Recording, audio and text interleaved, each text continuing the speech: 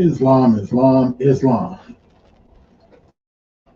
We rise this day being February the 8th, the 140th year of Ali, the year 2026 in the Roman calendar year, as we proclaim and we declare there is no Allah but Allah, and Noble Drew Ali is Allah's last prophet in these days and times. As we give praises unto Allah, as Allah is ever all wonderful in what He does. He is most gracious and merciful. As Allah has given us life, He will also cause us to die, and will give us life once again. As Allah is compassionate, Allah is the master of the day of judgment. It is to Allah and to Allah alone that we worship and have thanksgiving and veneration. As we hold on to Allah,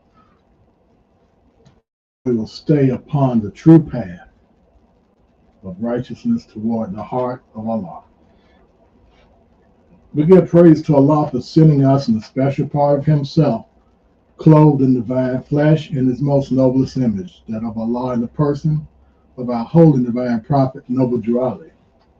As our holy divine prophet, Noble Drew Ali is the founder of the Moorish Science Temple of America, the educational branch of the Moorish nation.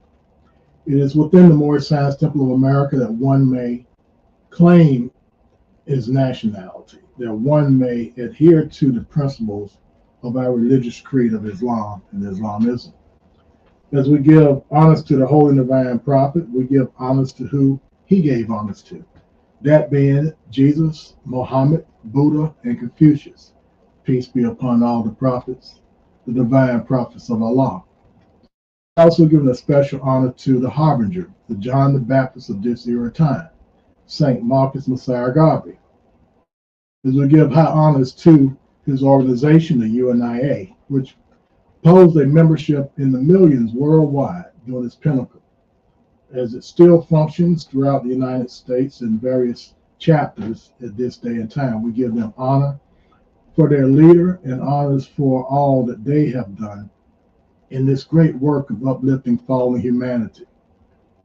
We give a high honors to our first Grand Sheikh of the Moorish Science Temple of America, Saint Millie Ill, as he was appointed to the position of Grand Sheikh by the Holy Divine Prophet Noble Drew Ali, and that during this special meeting that he was unanimously accepted by the then Great Grand Body of 1928.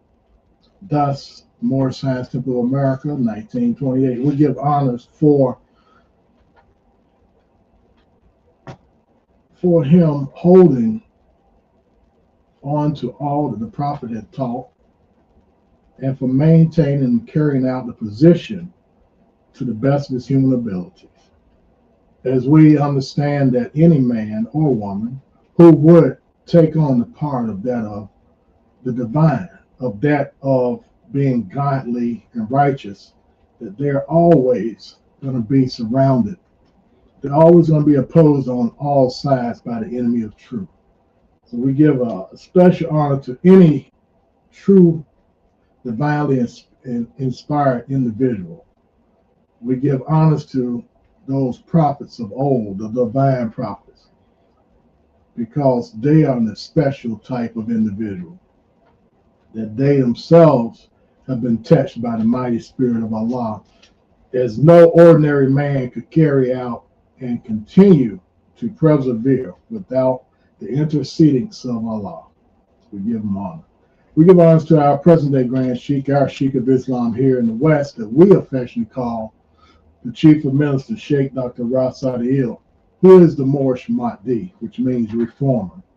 We give honors to those on the staff, those of the trustee board, those of the Sheikh board, the grand body, grand governors and governors, grand sheikhs, grand sheikhs, adepts, members, friends, and sympathizers. We give them honor, and especially those who are in association with the Moorish Science Temple of America 1928. We give you an honor based on the fact that you could be doing other things, but you took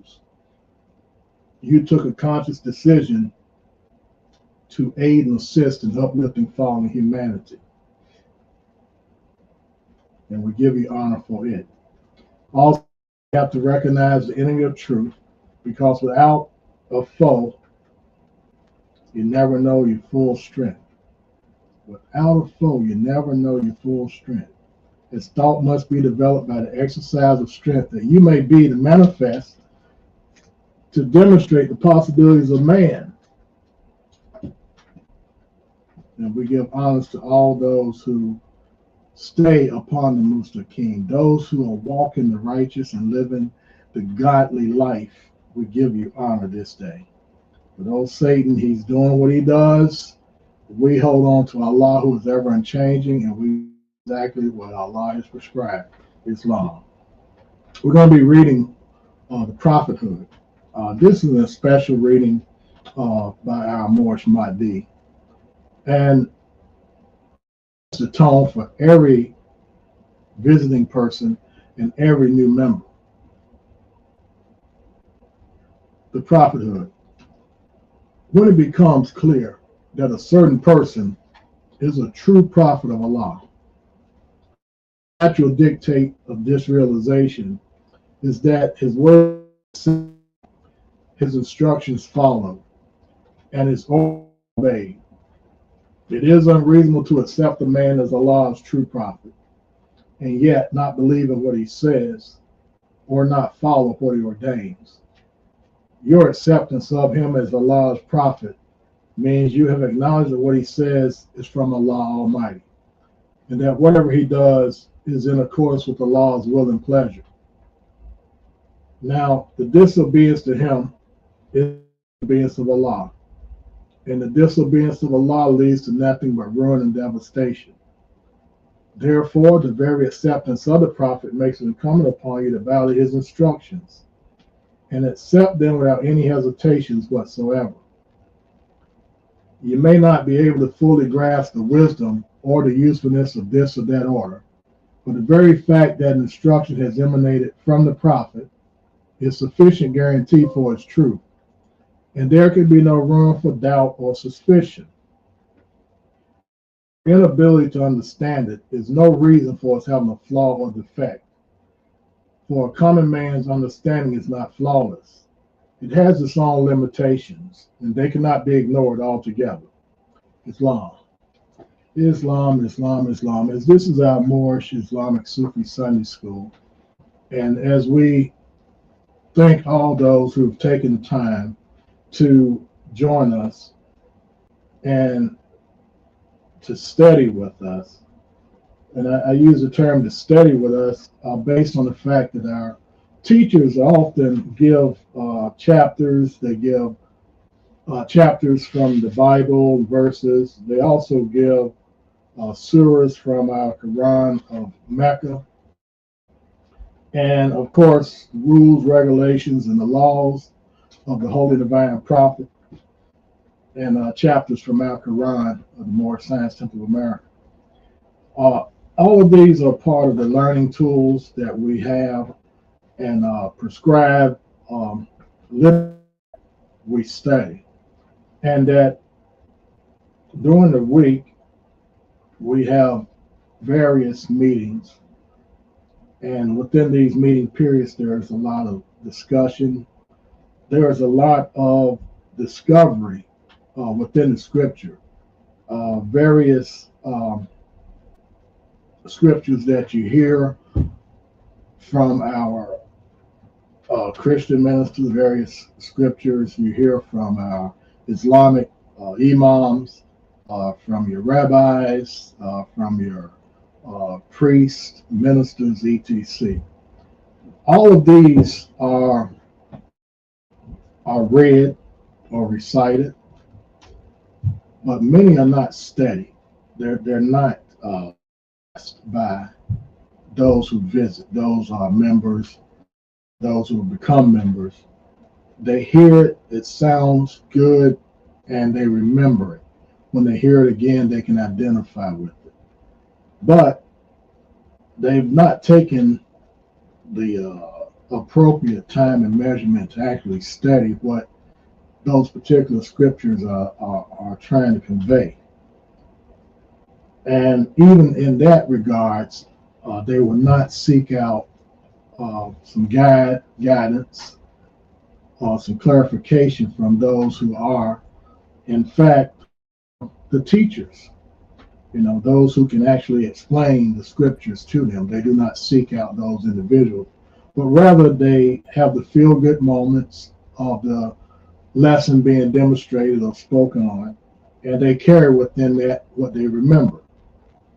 However, as I open up and I said I was going to read the prophethood, while reading the prophethood, sometimes a word will be interjected within the reading that is not in the writing. And that is our mind, because we talk in such a manner that certain words are evident that there's another word that preceded it within alignment, even when you're not thinking of it. So at this time, we're going to take a short break. Different direction. So too have they done with the truth that is supposed to come from the east. Now, a lot of y'all have heard me teach on it. I've taught y'all basically, that this is not supposed to come in, it's supposed to be for the Masonic order. Because all you Moors leaving the temple going to the Masonic order. When the prophet was here, they was leaving the lodge coming into the temple. Think about that. When the prophet was here, and you that are Masons are looking for greater light, left the lodge and came to the temple. Now, brothers are leaving the temple, going into the lodge. Now, if it was darkness in the lodge when the prophet was here, there can't be no light in it today. So you're leaving the light, going into the darkness. But the prophet spoke on that. I said, Parker. And I have this book here. It's the first and foremost principle of Islam. All other beliefs hang upon it. Now, what do you mean by that? What is this belief? There is no Allah but Allah. There is no Allah but Allah. When man was formed in the dust of the ground, he stood before Allah. When man was formed from the dust of the ground, he stood before Allah. In your Bible, in Genesis, it says God then walked and talked with man and told man, touch that, don't touch that. Go over here, don't go over there. Do this, don't do that. And man submitted. That's it.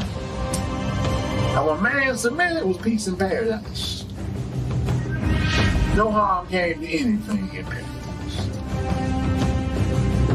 Animals lived in paradise. Birds flew over paradise. Fish swam through paradise. The creeping things creep up and through paradise.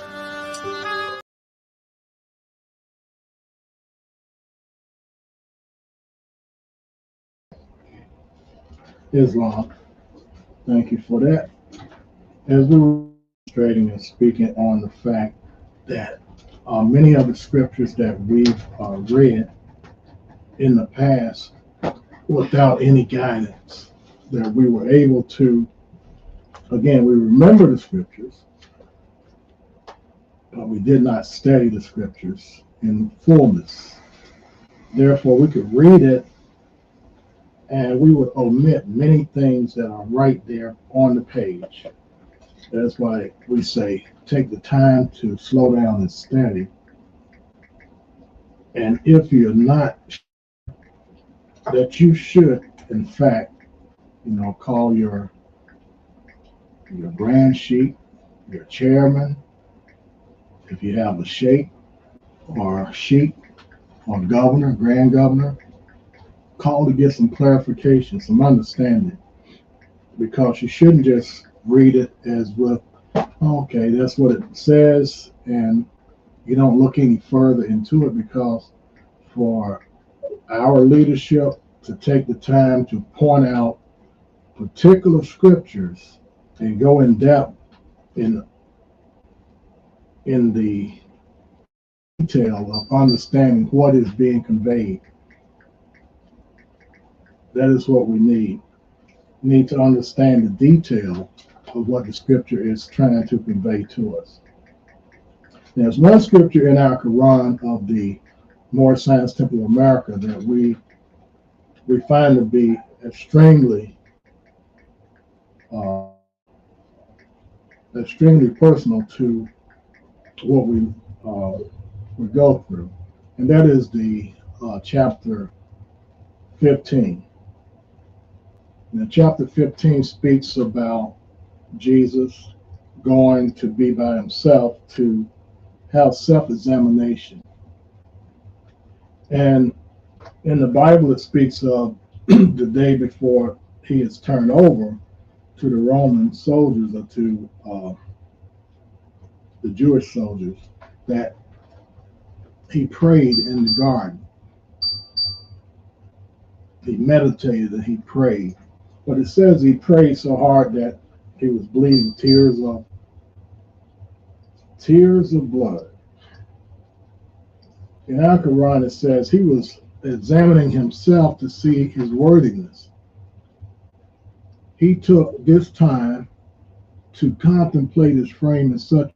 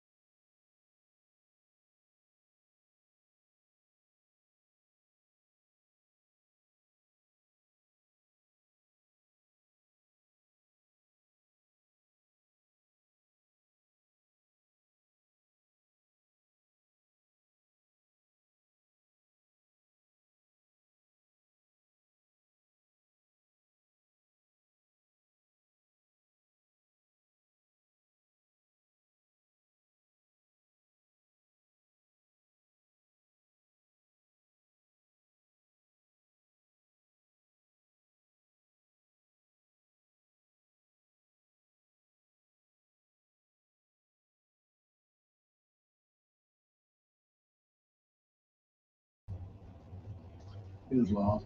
Oh, we had a little technical difficulties. Uh, as always, if that happens, stand by, give us a few minutes to reconnect. As I was demonstrating that this particular chapter is in earnest because we all have to do a self-examination from time to time, depending upon what it is we're focused on. With the Moorish Science Temple of America, the self-examination should be directed upon being an actual member, a functioning member, and doing what it is the Prophet set forth. Nothing less than that, but what the Prophet has already established that we should be involved in. And what we see and what we hear, many are, we stay on the fact of these individuals who are self-proclaimed, self-sent, meaning that they pop up out of nowhere and they brandish themselves with great and grand titles that ordinary individuals they levitate to, because they look for those type of things. They look for that character, but more so they levitate toward what they are partial to. As our lessons and our leadership is directly partial to telling the truth, the direct truth, and the lessons, teaching them and explaining them in such a way you would have to be of a, as the Quran says, have a swerving in your heart and a deceitful manner within your being, not to understand what's being conveyed to you or spoken to you. So again, the self-examination, take the time to really contemplate whether this is for you. Because there are many other avenues out there that you can seek. But if this is for you, then do it the proper way. Join the Moorish Science Temple of America.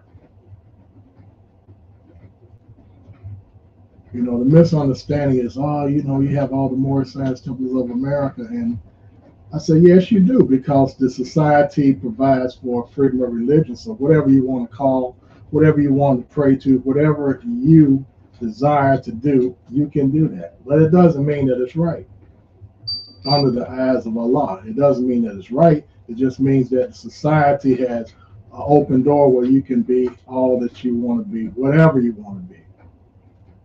All that we're saying and all we profess is that if this is not what you really want to do and be, good, go over there and start your own. Why not leave what the Prophet has already established? Everything from the name Moorish American, from the religious concept that you're picking up, and add mixing other things too. Create your own. That would be better for you. Other than that, you're doing a disservice to the name Moorish Science Temple of America.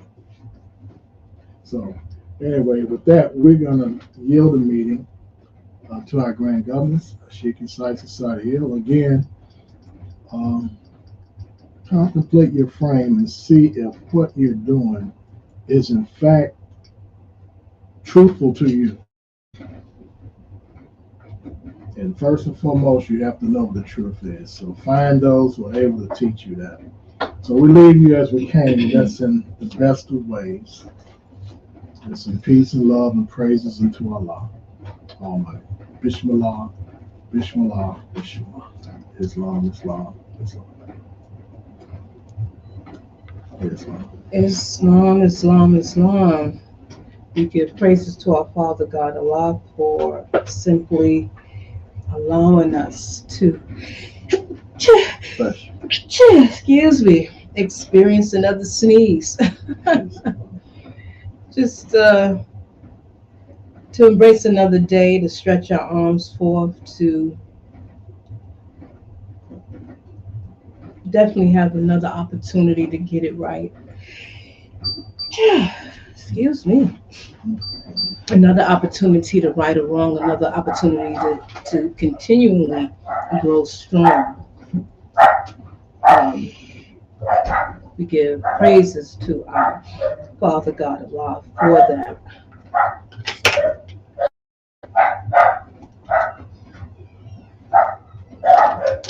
Give praises to Allah for water.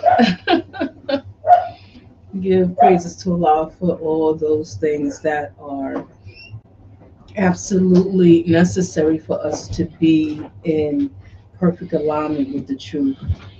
We want to extend honors to our beloved Prophet Nabi Ali, the first American-born prophet in this era and time, who gave us everything we need in order to save ourselves. As Sheikh Jakarta demonstrated that there is no wiggle room in between everything in which the Prophet gave us to where we need to adjust. If anything, that's the foundation we build upon, and it has to be in alignment with the truth. So it's like, you have the different ingredients of something, but when you take something that is just it's not in alignment, it's almost equated to raisins in a potato salad. I mean, what are we doing? So we give praises to Allah for giving us a prophet who gives us everything we need in order to save ourselves. Honors and Camelback and Law honors given by Sheikh Jakarta. We definitely are in one accord, but we also extend Islam to our Supreme Grand Sheikh Masadiel, who gave us a measure of what he received directly from those who were taught by the Prophet. You can't get it no better than that. And the thing is, when we hear others who claim to be grand sheikhs and heads of their organization, they rely on the ignorance of the ones that follow them. And I say ignorance not as a means to discredit or demonize or someone. Ignorance it just means that you are void of information. And so you have these people that rely on the fact that the people that follow them won't do investigative study to find out if what they're saying is actually true, to actually do contrast and comparison for themselves. They're looking for lazy membership. And lazy membership is those members that are complacent. They don't care what the person is saying, whether the person is actually right or actually wrong. They as long as it's not directed to them, as long as it kind of like gives them some play to where some artificial sense of empowerment through the animation and the loudness and the disrespectful nature of a person. When people have a tendency to attach to certain folks as seeing them as leaders and looking to them for directions, like people who are attracted to Trump and actually look at him as being the epitome of righteousness and so forth, when so much has been literally clarified, even him making gross errors in judgment and statements, but yet he still gets the support. So these are people who are void of taking their own responsibility of themselves. These are people who are void of wanting to be called out for their mishaps. Basically, let me continue to be as wrong as I want to be and don't call me out on it. And those are the type of people that follows the characteristics that we see often on social media with the loud and animation type antics that is very irritating to those of sound mind. When something disrupts your spirit and you listening to it, and it's like you only can listen to it in increments, that's something. It's sometimes when people will call a chief, I literally have to get up out the room because I can't sit, because the spirit and how they're coming is off, and I can see it on chief's face. You can feel someone and feel their honesty, to feel their integrity. When there's an unsettled nature in them. And one of the things that we know when being exposed and going through the experience or going through a spiritually charged adept chamber, and that's one of the things I consider our community blessed, is that our Supreme Grand Sheik made sure that he went, not only going through the chamber by having someone camel him in. It was his teacher, George Cookbay, cameled our Supreme Grand Sheik into the chamber. But it was George Cookbay who was made by an adept, by the prophet. And then George Cookbay also sat as a officer in the chamber as an adept to watch other adepts being made. So he knew the process. And so it was our leadership that not just experience going through the adept chamber. He said with George Cookbay, so what does this mean? Break this down. George Cookbay broke down the whole charter for our leadership. So when every time we go through the chamber, we have someone, our leadership, breaking down the charter for us. And our leader had other teachers break down the charter. To have those symbols on the charter, understanding what they mean and the importance of the implications of them. That's part of one of the lessons that is given to us when we go through the chamber, is that he breaks down the charter. And every time someone is given that lesson, it heightens our awareness of where we at, but also our responsibility to the foundation in which we have placed ourselves in.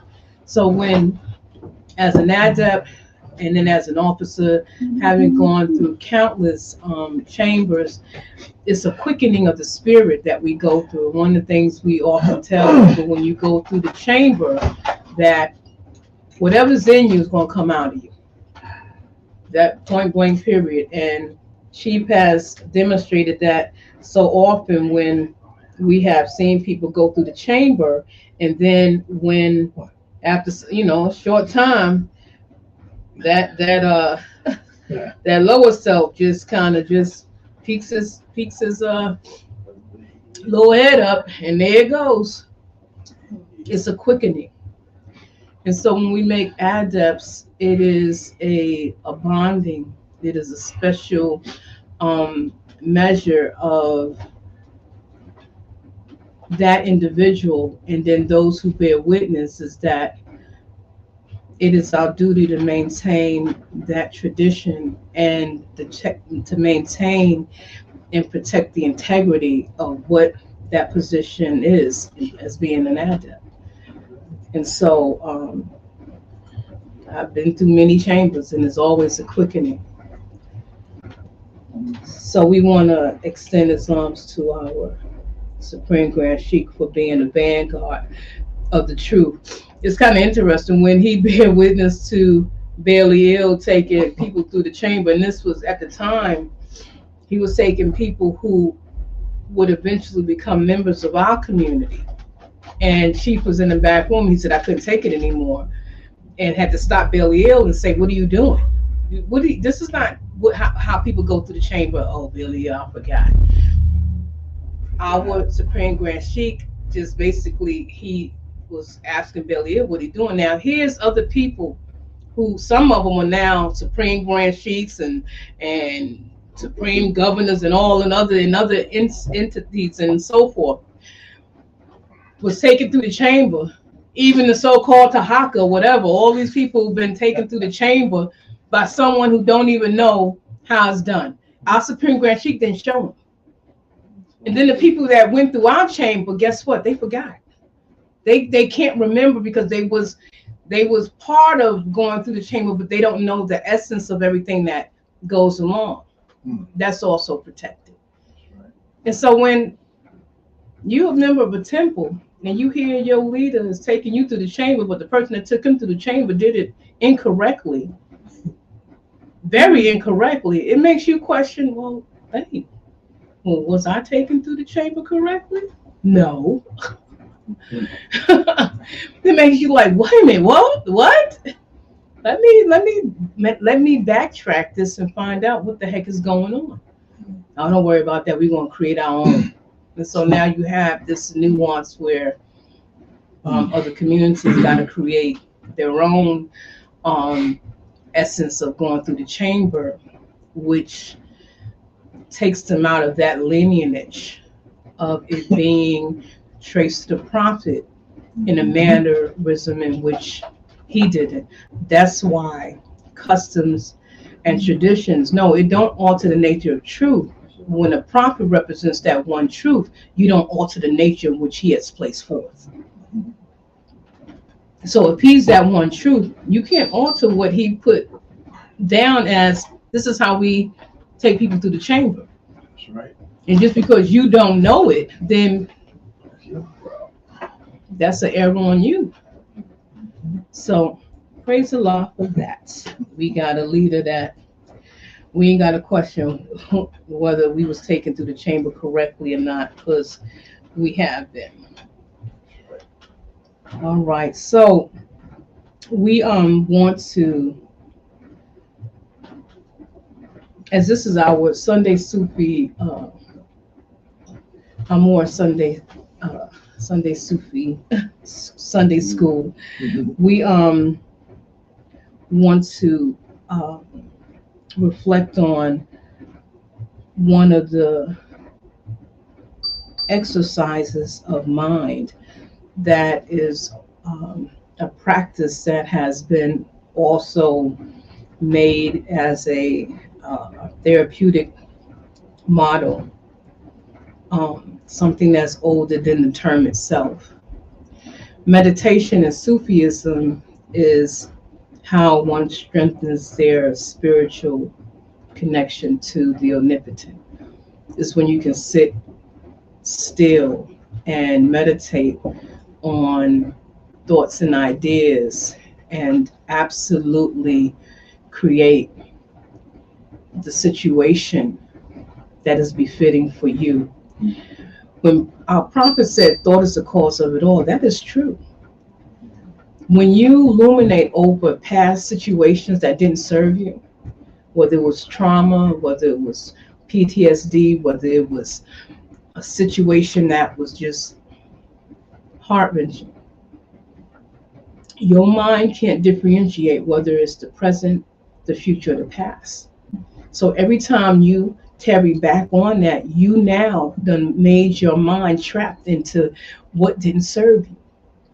So how you can save yourself from that is now create a different narrative for what you want to experience. I'm not going to live that no longer. I'm going to live in a peaceful nature. I'm going to set forth this, that, and the other. You have to be firm and direct on your intentions. Your intentions have to be firm and direct. It can't be, I'm going to try, because now you gave wiggle room for an excuse. In our divine constitution and bylaws, there's a lot of demonstrations that say you must, you must, you must.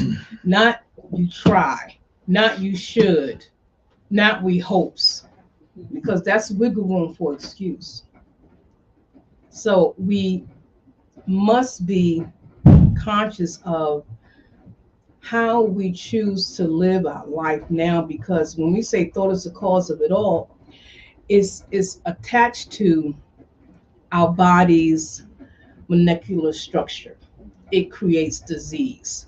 The thought and how you ruminate over stress.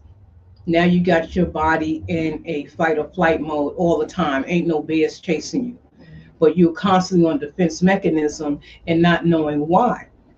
Thoughts. You keep being in that woe is me. Oh, I'm thinking about something or whatever, and then so forth. That's bullshit. You thinking about what? How is that stopping you from moving into a greater sense of peace? Oh, I got a lot on my mind or whatever. That's bullshit.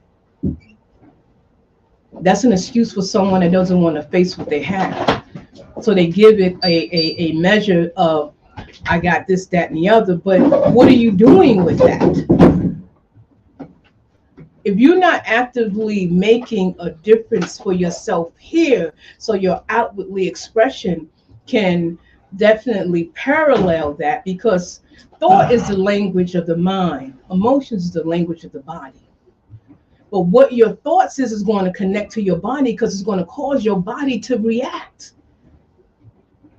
If your thoughts is always sad and woe is me, then your body's going to feel sad and cry. You're gonna be sick. You're going to be sick. If your thought is always, I ain't going to get that job, I'm going to fail or whatever, and so forth, your body's not going to be activated to get your ass up and do something. Our prophet gave us a key that was like a mustard seed. If I can get you to think, you can save yourself. You plant that mustard seed, is going to sprout. If your thoughts are in a thinking, active mode of producing the environment that you should and want to be living in. We create the environment with our voice every time we say Islam, peace. We instigating not only peace for ourselves, but for our surroundings, our society. We instigating that. But if your mind is not caught on a concept, when you verbiate peace and say that term Islam, then you're faking. That message is just fell on the floor. Your diamonds are now just looked as nothing but broken glass. We have to be the element of our own truth, create the narrative. If we are from Allah, we are created in the essence with everything that is the ultimate. When Allah says be, there it is. And we are little microcosmics of that greater idea. Whatever we choose to be, it should be. If it's rooted in righteousness, in everything that is true. So I'm going to close out with that and leave You gotta let me in. Hmm? Let him say about 10 more minutes. Is I'm going to turn it over to my teacher. I quit. You retired. Yeah, I retired. Yeah,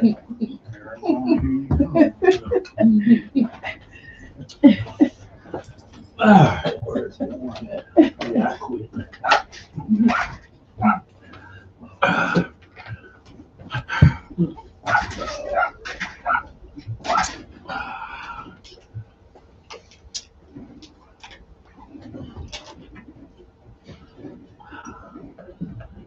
But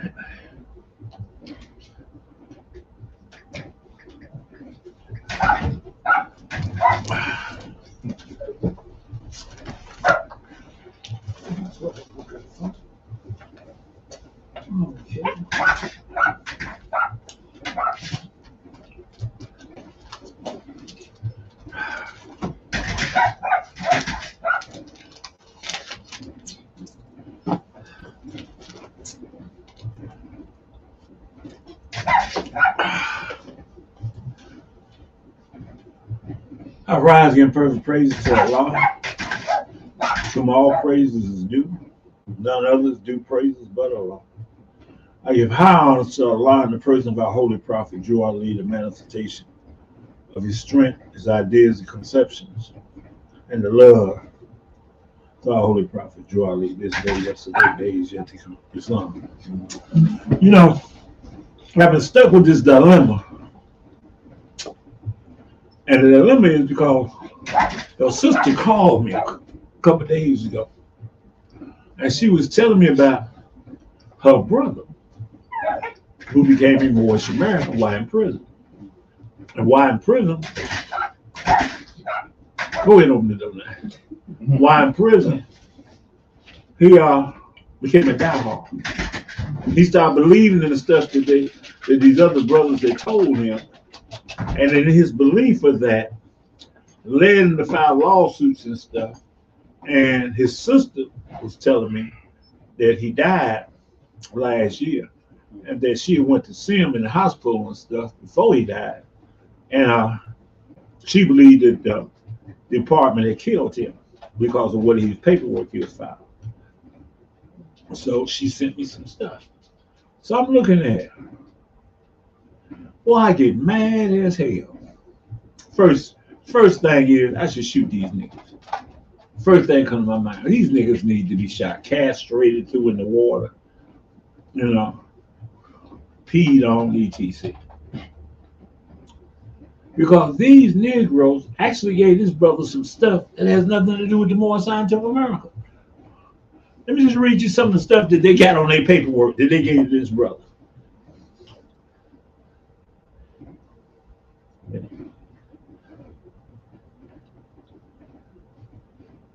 And it got me so,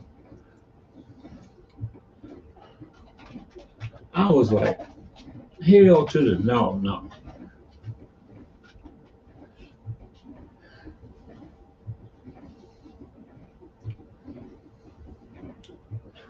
Where's the stuff in it? Yeah.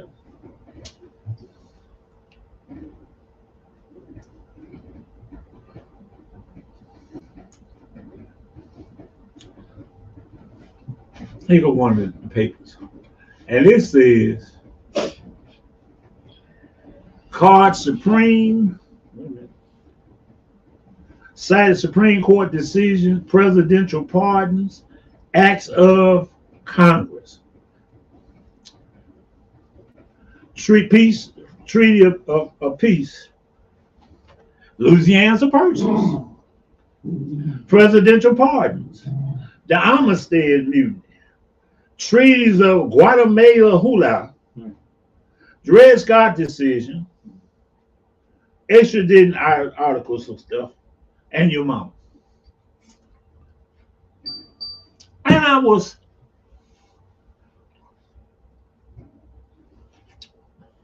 upset. Because these brothers here, I'm going to tell you who the nigga is. The nigga's Cosmo is. And his little group in California. Same group that got, let me see. Let me put this up here. Telling you how you can be saved through some copper wire wrapped around a piece of glass, a rock. Yeah.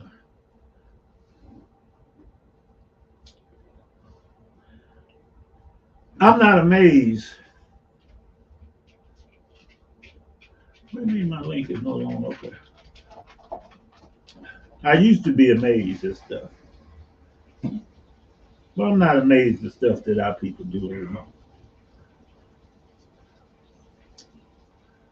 Brothers say he about unity, but he made his own group up. He another one of those knuckleheads.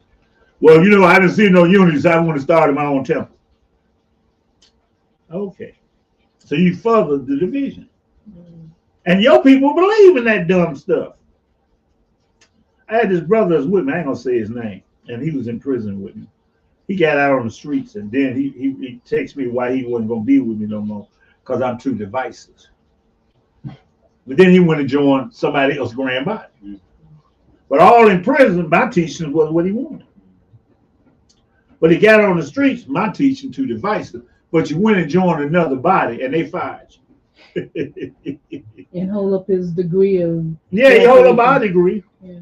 I got this from the chief minister. Woo, woo, woo. That's probably why the guy fired you. And so I was like, wow, is it truly, truly that bad for us? Now, the other brother, this brother here, his name is the Cosmo guy. And he talking about sitting down, you know, you take this little copper wire and you hook it together and you put it around the little crystal and it heals you. The prophet had never told you nothing outside is good for you like that. The teaching of the prophet is that's an illusion and nothing more. You believe that what white folks believe. You believe what the Rasta believe. Let me tell you. In my life, I've learned many things. I've been through many paths. And one of the paths I got shot up. I was staying at my auntie in the house. And so I'd always been interested in the hippies, you know, the hippie life. Mm-hmm. And so I decided, you know, I was healing this stuff. So I said, I'm going to go down to Old Town in Chicago because I ain't never been there. I want to see Old Town. I want to see what they got. So I went to Old Town. Boy, I found a bunch of black hippies down there. Boy, there was all types of hippies. And a couple of them I knew from gangbanging. One was named Leon. I was like, wow, Leon, what you doing down here? Ooh, it's so peaceful. So I started going down to be with Leon. And, you know, we had all types of white girls.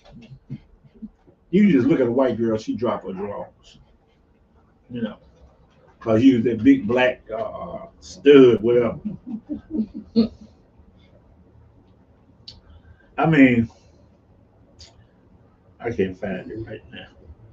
So I'm like, wow, you know, white girls.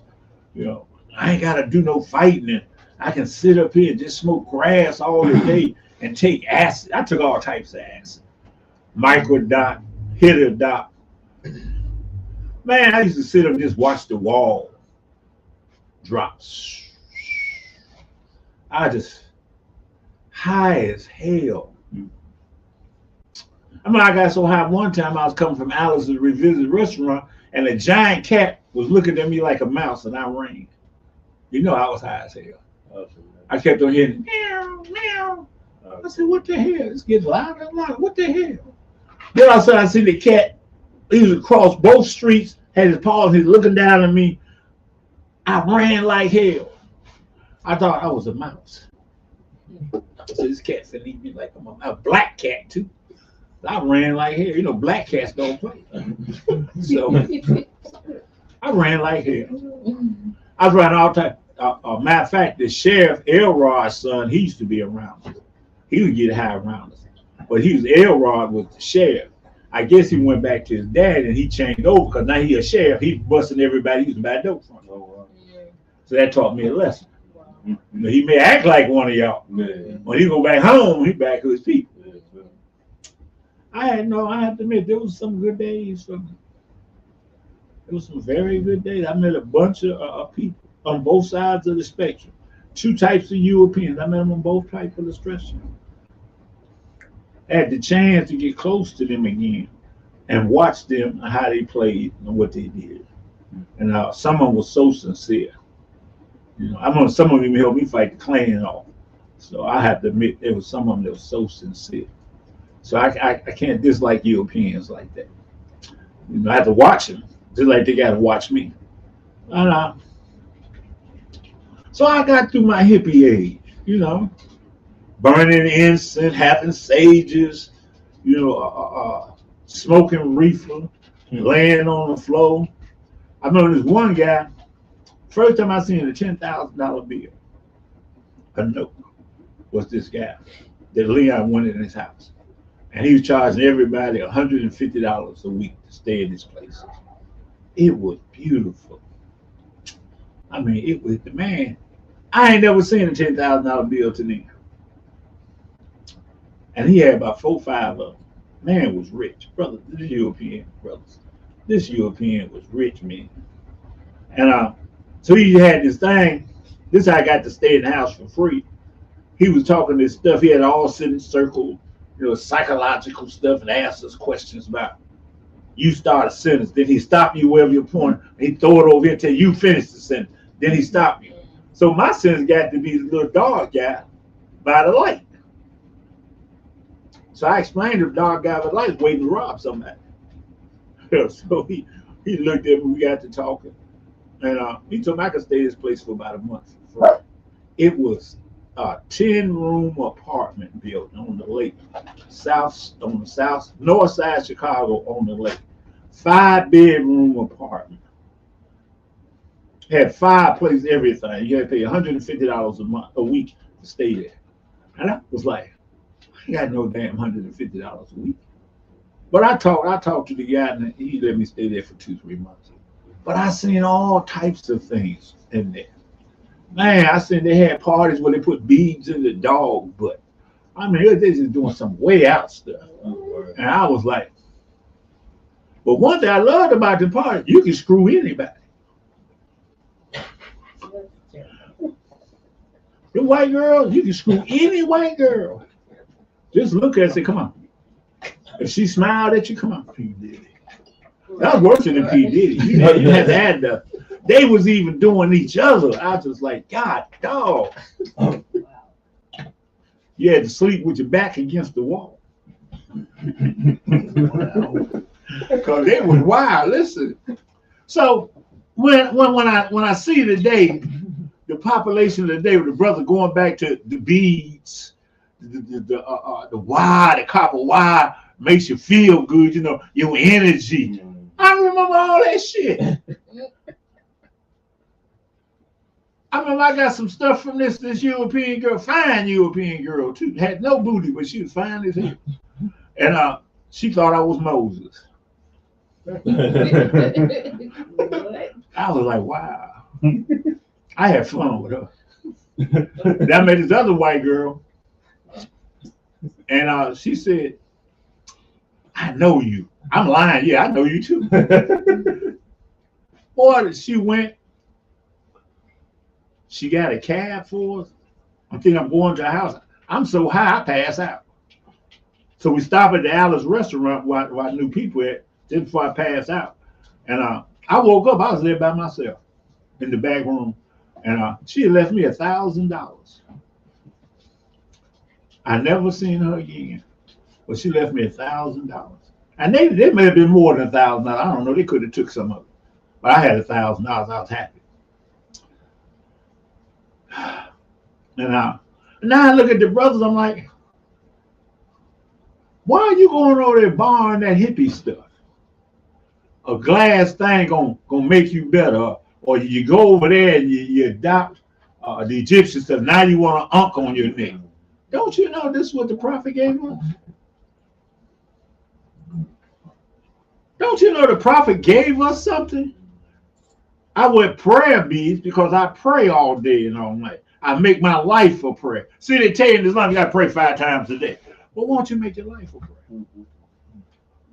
Won't you get up in the morning, say Bismillah, Bismillah, woo, and then go into your prayer and make your life for prayer? I ain't gonna touch that because it violates my prayer. I ain't gonna do that because it violates my prayer. I ain't gonna do that, go over there because it takes away from my prayer. But you gotta have a consciousness of what you're doing. But you can't get a kind of what you're doing. Some nigga sitting there telling you, take your phone and wrap this towel around it, and it's gonna save you. It's gonna transfer your energy to outer space, you know. And yeah, you know, we do that stuff here, you know. You're doing the same stuff everybody else doing. Oh, I gave away a ton of food. Do you know how long people have been giving away food in America, and Christianity ain't changed? Right. The Ku Klux Klan give away food. Ain't nothing changed. All y'all not competing with the youth. Yeah, we give away food. We feed the homeless. That ain't what the prophet talking about, feed the homeless. Prophet gave you this. You're not feeding this to the people. You're not feeding the Quran to the people. You in the temple and you telling me about some peace and friendship treaty. I can't find that in here. Wait a minute. I can't find the peace and friendship treaty in the questionnaire. That's the original questionnaire. That's the 102. I can't find that in the 101. I can't find it in the Adept Chamber. I can't find it in Moorish literature. I can't find it in Holy Covenant issued out by another Moor. Where in the hell is this it that you want to teach it? Promise I brought you everything you need, and I tell you, wait a minute. You're not happy. You want to take some gump stuff.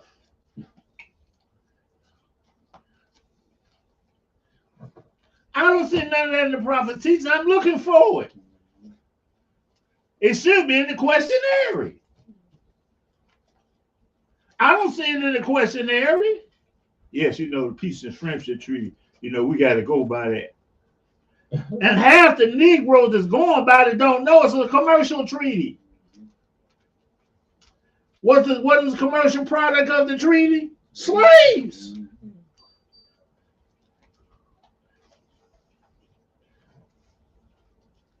Let's check that out. Let's see what your God Google got to say.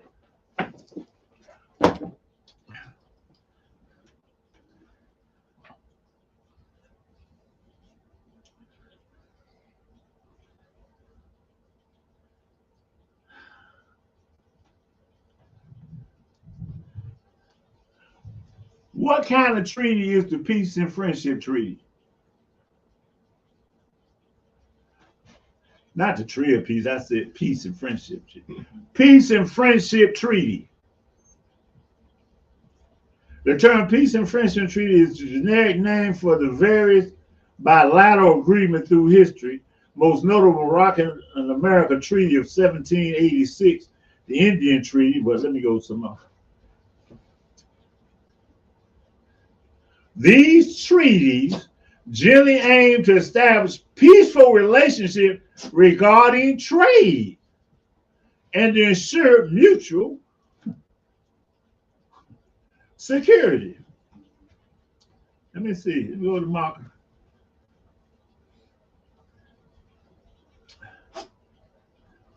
Now, a lot of y'all don't have no divine constitution bylaws. I know y'all don't. A lot of y'all just Negroes. When I read my divine constitution and bylaw, I don't see nothing but a peace and friendship treaty. Matter of fact, let me show y'all some how deep this is. To show you how dumb some of y'all is. I know that's why y'all don't like me. I don't care. I'm not here for you to like. I'm here to tell you the truth with your dumb butt. You going to hell. I'm not. I see you smoking right now. Think about what I just said. Now, the peace and friendship, let's see when they talked about it. Let's just to show you how dumb most of y'all is. Okay. I say most of y'all. They go back this dumb side. Okay.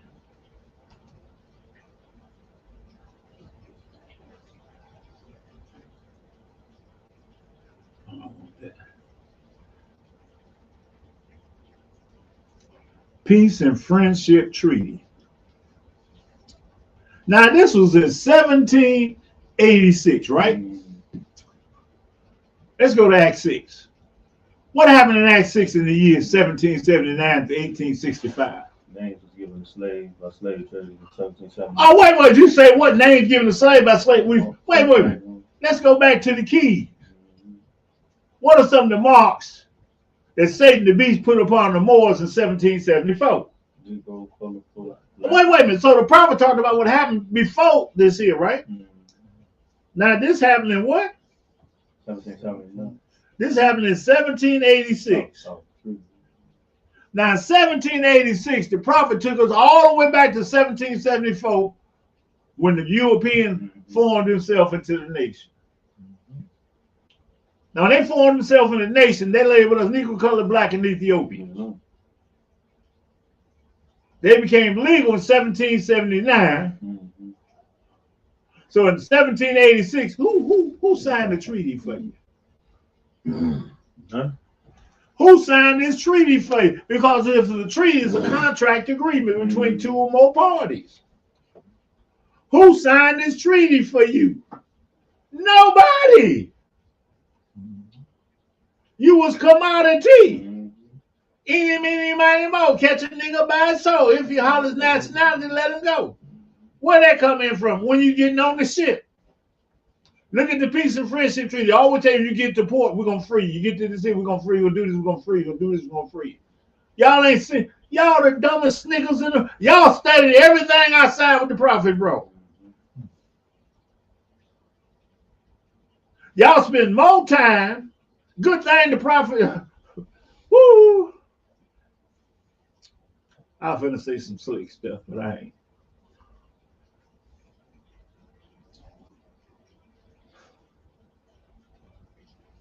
You know, you had two choices of female, a hoe and a Moabite. The person that choose the hoe gotta go. The person that choose the Moabites can stay.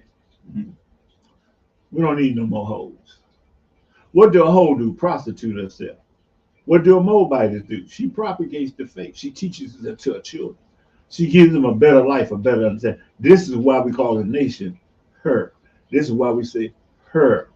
This is why we say the prophet said in the keys, rather in the Quran, chapter 24,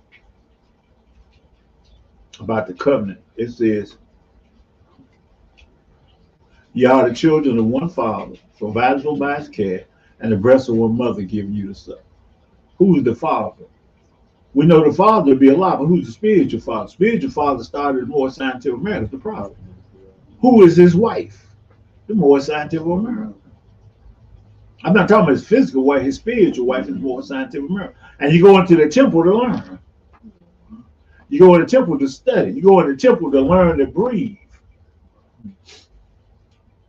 And in the temple, you get your butt whooped. Just like at home, your mama just don't go for everything you say. She smack you in the back of your head. You wake up tomorrow. Or day after tomorrow. If you wake up at all, hell. As dumb as you is, some of y'all, I remember when I was in prison, I said, man, I fill the whole canyon up with dumb Negroes. Just stand before the machine gun, smile. You want to kill a Negro, just tell him to take a picture. He'll take a picture with anybody. And then you act like you know that person in the picture, but y'all not really together. How many people take pictures with Minister Farrakhan? You don't have to see no more taking pictures. This is what you see. You see more sitting in the audience. He point, look at them niggas I got over there in the back corner. You're not sitting up front. The European is sitting up front. Wait a minute. You mean the European Christian can sit up there with Minister Farrakhan? The Jews can sit up there fair and design, but you still sitting in the audience with your fez on?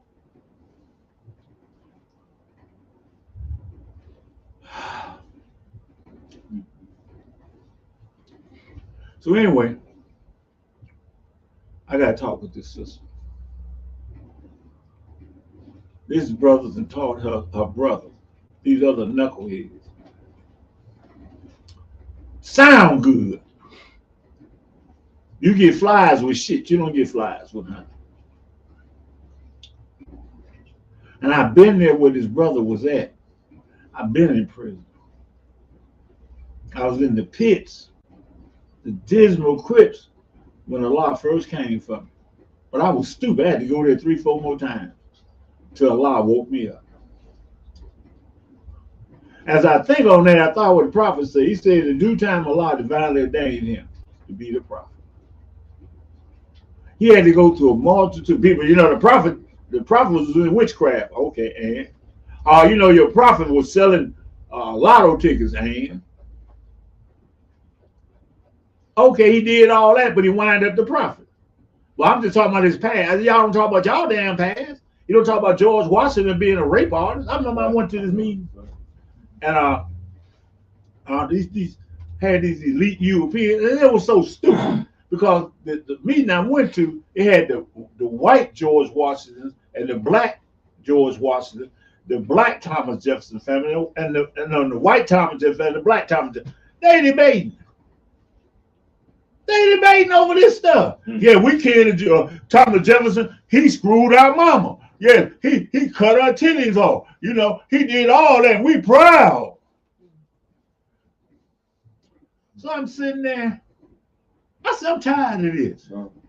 George Washington was a rape artist because he raped the slaves. It was by force. Thomas Jefferson was a child molester and rape artist. And you niggas over here talking about y'all proud to be there. Can y'all bring some old people in there been raped, castrated, and see what they say about they hold up their castrated? I ain't never in my life seen sisters hold up their rape artists. Oh, we ain't sitting in the prison. I like him. You know, I got his name. I named my children after him.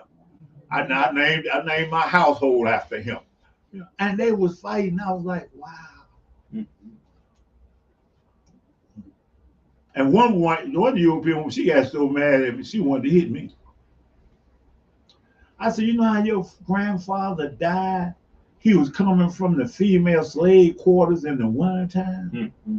That's how George Washington caught the damn cold. Out there messing with them hot-blooded sisters.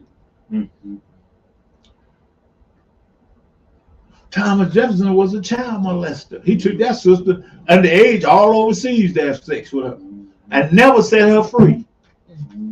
To this day, she's on Thomas Jefferson record as an escaped slave. But y'all proud of it. I mean, how do you get proud of because you like his name? Right.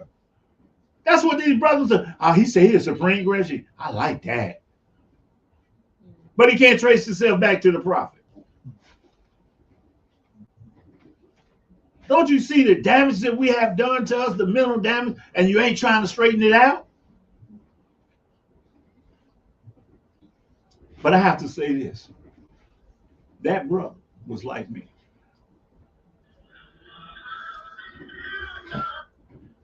And I say like me because I have faith.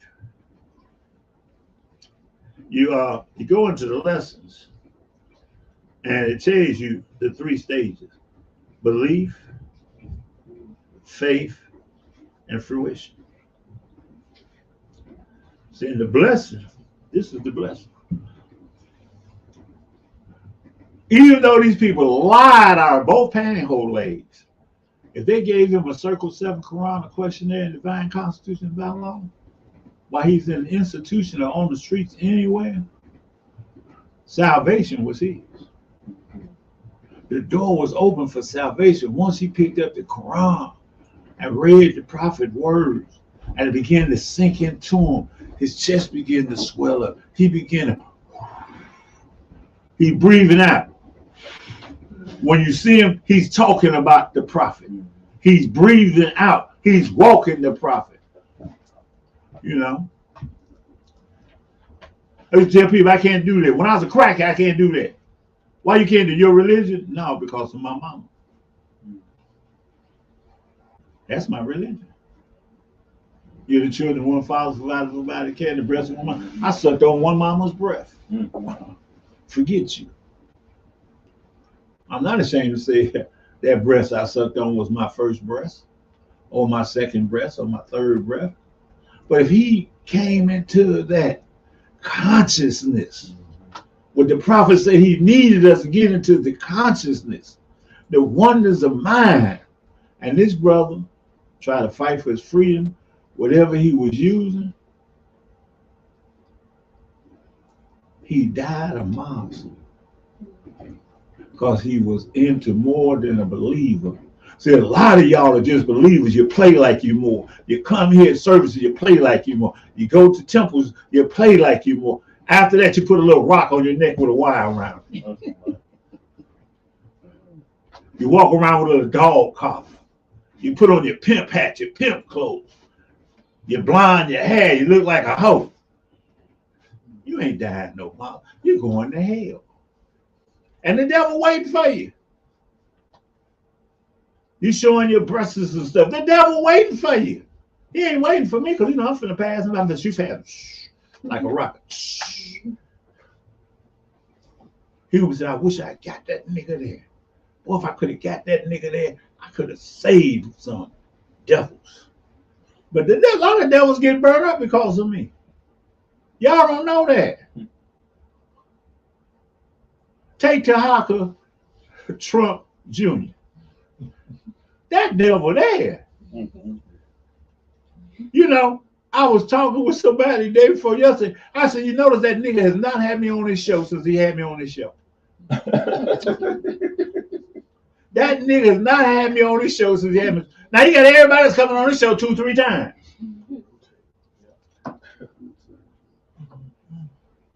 See, that's the type of nigga, if I was playing pool and he was a ball, I'd say 4 in the corner. See, I bounced him 4 times into the corner pocket. Because he's a hypocrite and a liar. But y'all love hypocrites a lot. That's what you don't understand. You in love with the devil. You love the devil more than you love the truth, the little truth that you got. Now, how can you follow man? Now, here you go. The only reason I went on the show was because he told me that his grand sheik was Billy Hill and that his supreme grand governor was Edward Hill. Now, I tried to contact Edward Hill and Billy Hill to find out. Nobody answered me. So I went on the show. It's after I went on the show, Edward Hill said, well, brother, he should have knew. I asked you. Because he going to tell me, well, you know, he left us last year at the 2017 convention. I said, I asked you, brother. Niggas can't even talk. You ask them something that's right, they go, what's wrong? Well, you should. How in the hell I should have known? I asked you, you didn't tell me. That's why those niggas don't like me. Niggas with fezzes on.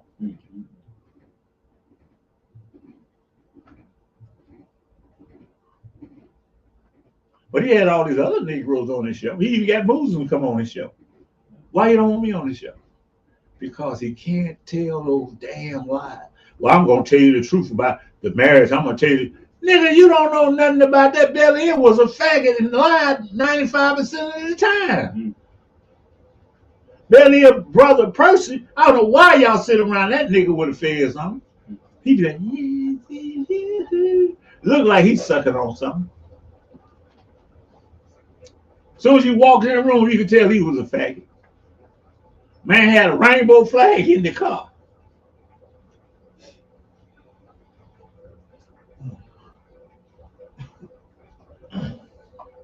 I was sitting in the house one day And Billy Hill said, well, I'm finna go, brother. I said, no, I don't want to ride with them. Just sit here and watch some video. He gotta come and give you some video. Gave me some videos. I'm watching the video. My wife up there, when I called her, I said, you know, this man got a freak tape up in here. He done gave me a freak tape. The people in there like this here, I'm thinking a man and a woman. It's two men. I rewind the tape so I can see what the hell it said. Better would it do. Had the guy in the white T-shirt, what we call wife beater T-shirt. He looked like Michael Jackson. He gets the wall talking about better would it do. I called my wife. I said, this nigga here that got me all the way afraid. The man said the tape, he gave it to me.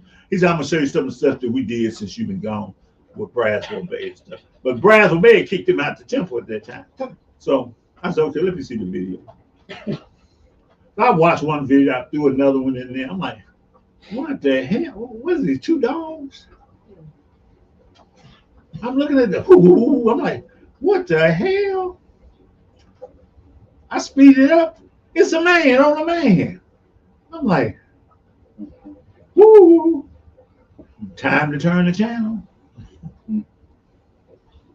That's before Ken you and them robbed him and beat him up.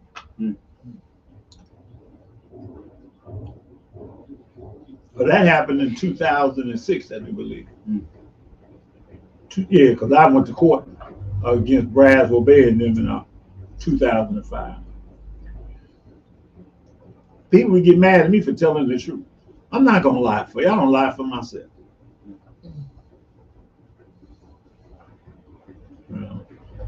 You got mental issues.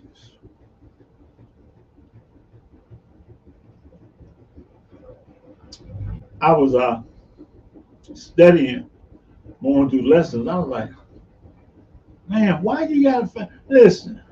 Everything I got deals with the prophet's teachings.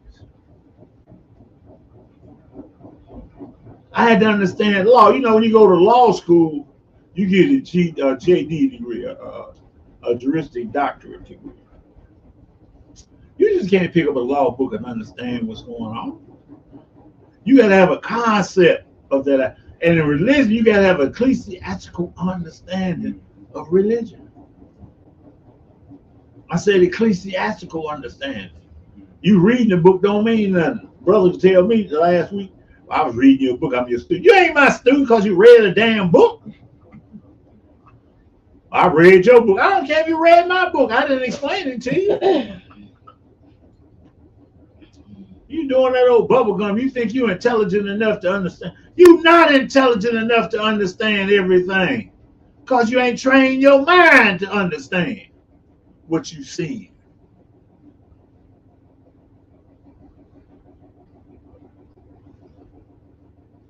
You ain't trained your mind to understand what you see. You's a Negro. You's a wannabe.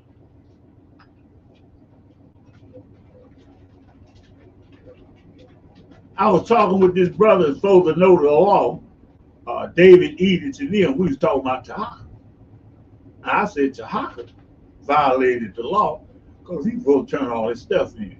The brother said, no, he ain't. Let me just show you what the prophet says. Let me see. What did the prophet say about when you lose confidence in other prophet? Turn go back to the state where I found Yeah, the prophet said, go back to the state where I found you at. So the brother was trying to tell me that ain't it. Because Billy won the prophet. I said, brother, obviously you don't understand the prophet's teaching. If you look at Billy as being your supreme grand, he your prophet. He your prophet. When you see President Trump and you say you're American, he your president whether you like him or not.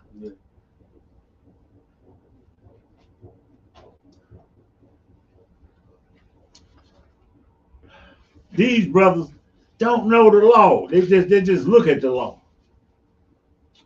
I gotta remember where that's at.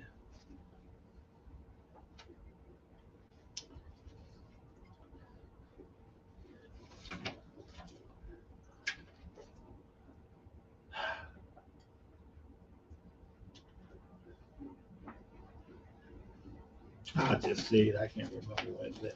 My eyes are running right now. So the prophet said this: if you lose confidence in either prophet, turn in your fez, cease wearing your fez, your turban, turn in your car, return to stay where the prophet found us. It's in the warning. Yeah, it's in the warning. I think it's number 1 or 2. My blood pressure, I can't even see nothing. And so when the brother left Brad Belial, he was supposed to turn in all his charters, all his cards, everything, even though he was a temple established under Belial, but he didn't turn none of that in. He in violation of the prophet law. You didn't turn nothing in. You said Belial was your supreme grand sheep. You was a thief and a robber. Because you ain't following the prophecy. You ain't got a wife. You still sleeping with that hooker.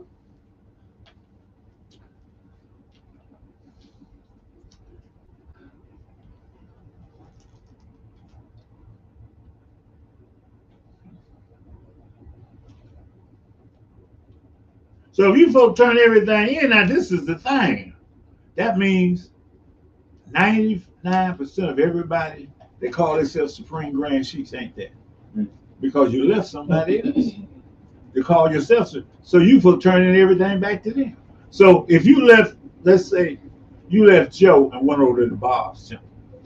You supposed to get Joe out, but you didn't. You kept Bob's stuff. You kept Joe's stuff to go to Bob. Now you're in Bob's temple with Joe's stuff. You supposed to turn everything over to Joe. Now you're in Bob's temple. Now, while you're in Bob's temple, you still in Bob's stuff. Now, you leave Bob, you become a supreme, right?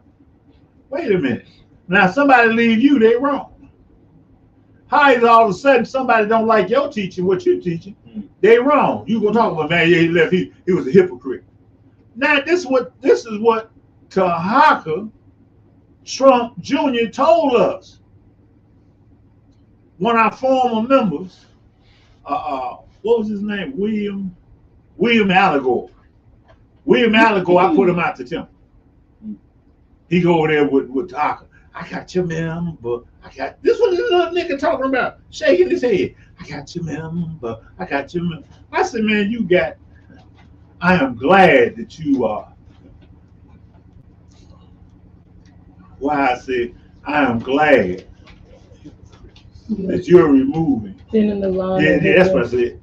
I said, I'm glad that you're removing, thinning the line of all hypocrites out of my group. I'm glad you got them hypocrites.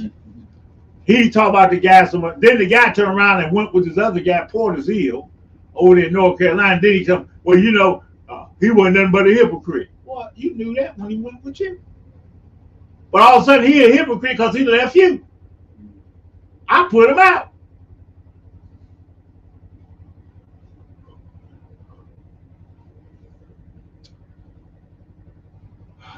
Your mind and your body ain't working together. This is what the Queen Mother was telling y'all.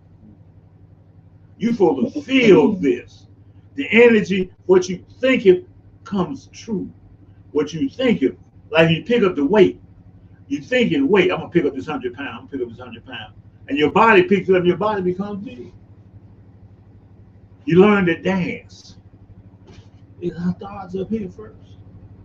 Then it multiplies itself in your action.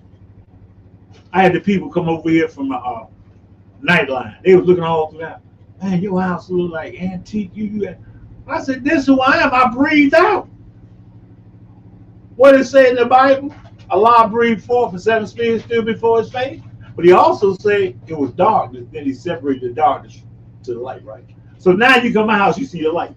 You see the light that's in my head. It's no longer vacant. Well, I got all stacks of books. I got all types of books, all types of studying I did.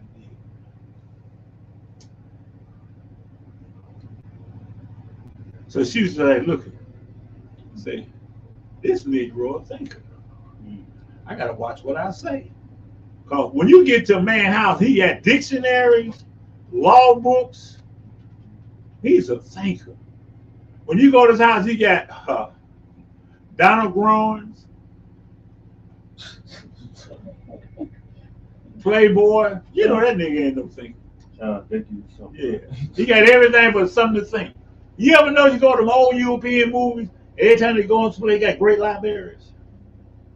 Yup. You go to the Negro house, he got a picture of some woman or Jesus on the wall. He ain't got damn book in the house. But the Bible, he don't even have a dictionary. With dust on it. And he go to church every Sunday. And y'all can't figure out why we're in the shape that we're in. Look at you. Brother right now, Shaul, he in Chicago. He's trying to establish a thing in Illinois where you can go through Illinois to the department and get your name changed and stuff. Okay. I'm against that. This is why I'm against that. These niggas gonna name themselves Allah. Sharif Bey, Sharif was, when he first come in the temple, when I met him, he was talking about what was the Ben Banneker group?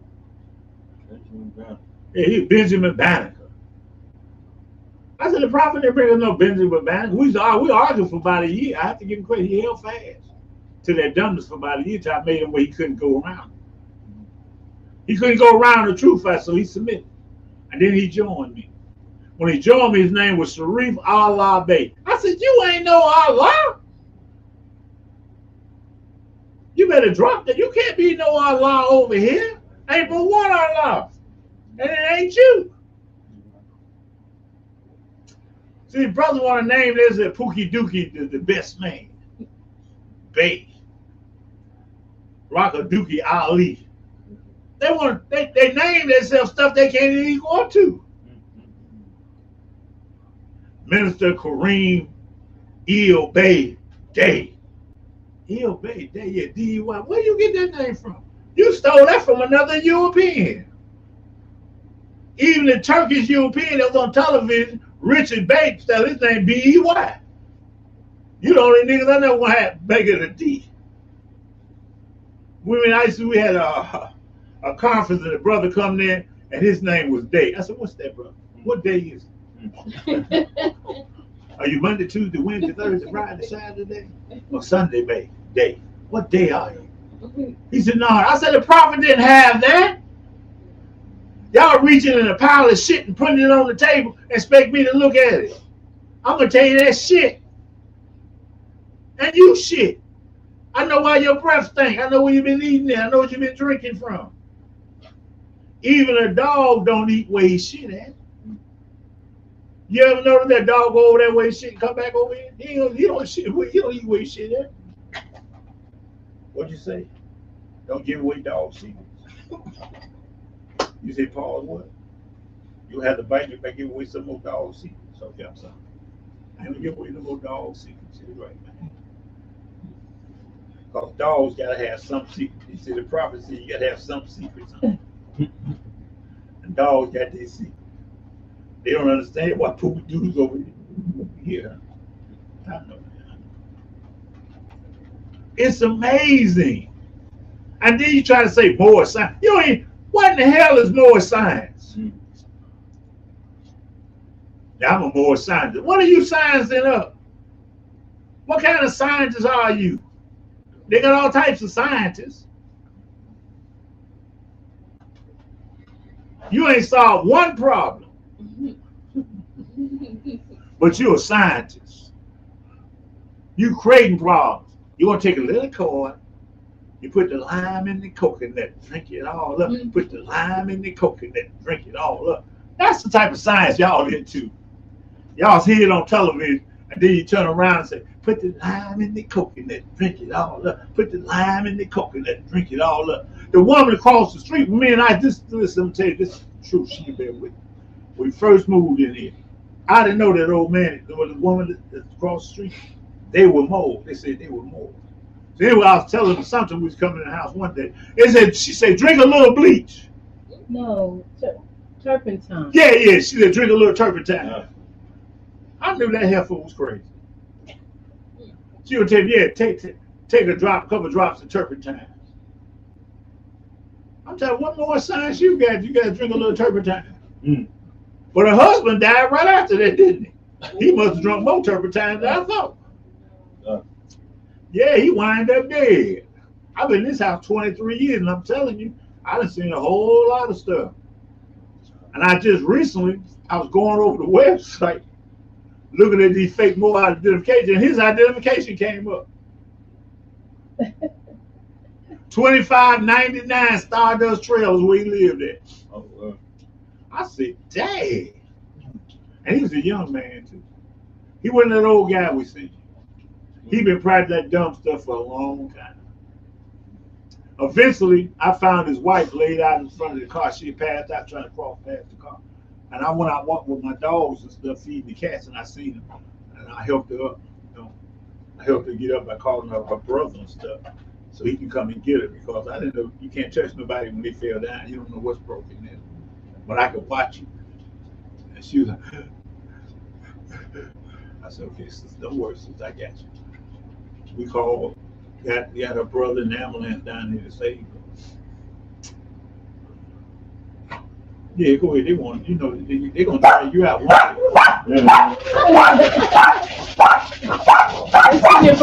Yeah, they gonna drag his ass, drag him out.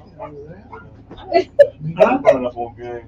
They really do. Like, Gang members. They go in a group and sit in space. Yeah, I thought it was just because they liked him. Nah, that was the chief. The chief told him to do that. Oh. they gonna drag him out of there. He said he the door opener. She told, yeah, pretty much. Right. And Fresh is the ringleader of that. Listen, he gonna be sitting there one day. He was telling Chief, help. He'll be dragging his butt out of here. I know you put the water. No, you can't put the water out. But no, the thing that gets me is y'all don't want to be with the truth. But we got some. Listen, I've been having some issues myself, some personal issues. So sometimes I might stay in the bed till about 11 or 12 and just be thinking about contemplating my friend. And then yesterday, the Queen Mother had a little crazy take on it. When I get in the car, I usually listen to my own music. I don't be listening to that crazy, go to the hospital or mental stuff that she had. She had all that crazy stuff on there. You know, but don't brush your teeth with this here, use this stuff. This is psychologically damaging to you. And I'd be like, what the hell? So yesterday we went to, she went to give me some news. So we're going to get the news. And I'm listening to the tape. I said, what you got to, you know, I'm like, she said, well, baby, I said, why you got that? You know, I don't like, and he said something. And when he said it, it reminded me of when I was practicing what he was saying. It reminded me, put it on for a moment, Isis. Because I'm going to send it out to my Moors. It reminded me of something that changed my life. I used to lay in the bed in prison. I had the little metal, the little plastic mirror they had for us, and I put the cover over me, and I'd be laying in the bed. I'd be listening to something like Phoebe Slow. I'd be listening to some type of jazz music, and I used to say, if it ain't about me, it ain't about a damn thing. It ain't about me, it ain't about a damn thing. You know? And when I got through with that, they let me out of prison. I stayed on the streets 2.5 months. I went to court every day for 28 days. I robbed so many people. It's like, it ain't about me, it ain't about nothing. Stick up. Wait a minute, I'm pulling it up. I'm doing it. And the psychological input, the mind altering thing, how to become what you want to become. These Europeans have mastered the mind. How to become what you want to become. And I listened to it. I told I used to say, see, my little today, I was at peace. I didn't have to lay in the bed. I got to start doing work. She said, baby, remind me of what I used to do. This is why I tell people I can't live that type of life y'all live. I can't think like that. I gotta be honest with myself. I can't do that stuff because it's not in my. It's not. It's 360-degree dome. It's not up here. That's why I keep my head covered. I got certain stuff in it can't get out. It'll bite you. Okay, this I guess a clip. A you clip, yeah. I'm gonna send it to the minister. He gonna put it up there.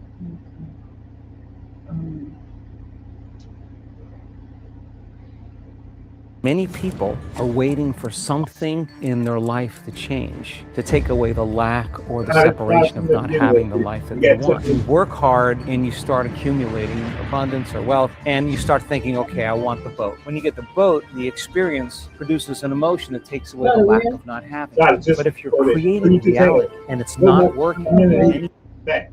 Okay. I was just trying to look for the clip, because that's 2 hours long. I'm not getting it. I'm gonna send it to the imam or to the minister. He gonna put it up there for the more. Okay. I want them to go on the stage. Go ahead. Okay. So go Start from there. right. Okay. Yeah. Explanation pretty much in contemporary texts. I had to start looking at neuroplasticity and epigenetics. And then I wanted to see, well, now that I know what people did and I understood what they did to have their own personal healings and transformation, could I reproduce the effects? Knowing what they did, finding out what the commonalities were, putting it in the language of science and then teaching it to people. They could be sick or they could be well, it wouldn't matter. But understand what they did in order for them to change and have their life change. And after a couple years of teaching it, we started to see kind of the same type of effects in those people that were applying and doing something with it. So this is a time in history where it's not enough to know. This is a time in history to know how. So when we started seeing people stepping out of wheelchairs and having dramatic changes in their health, I knew that in some moment during the retreat or during their meditation, that something happened to them. They had an experience inwardly that must have changed. Let me show you something. You are who you think you are. And who you think you are, you are.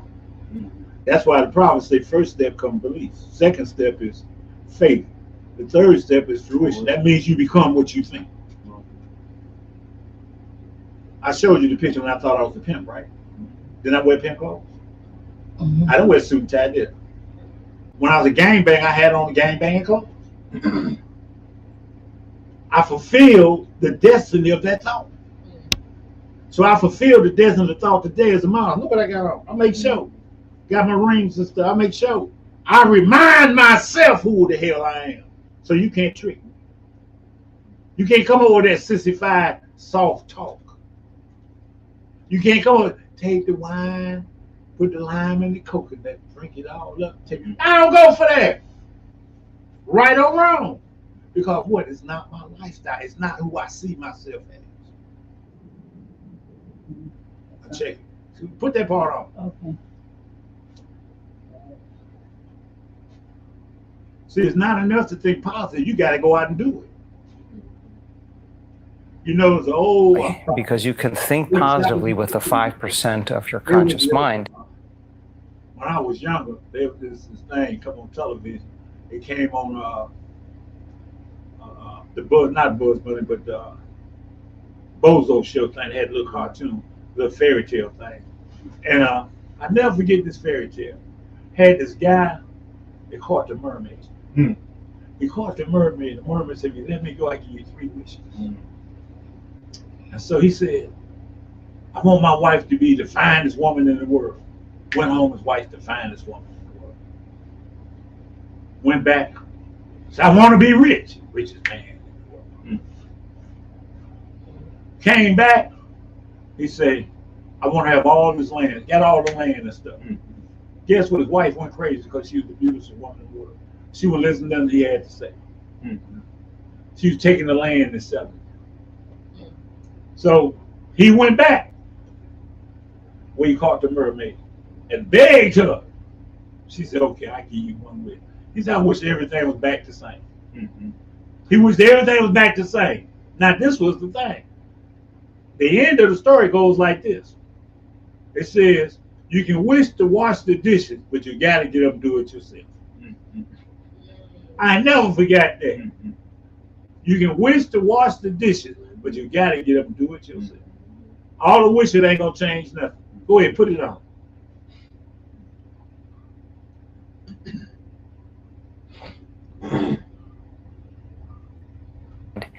But we're programmed subconsciously to feel negative, right? So mind and body are in opposition.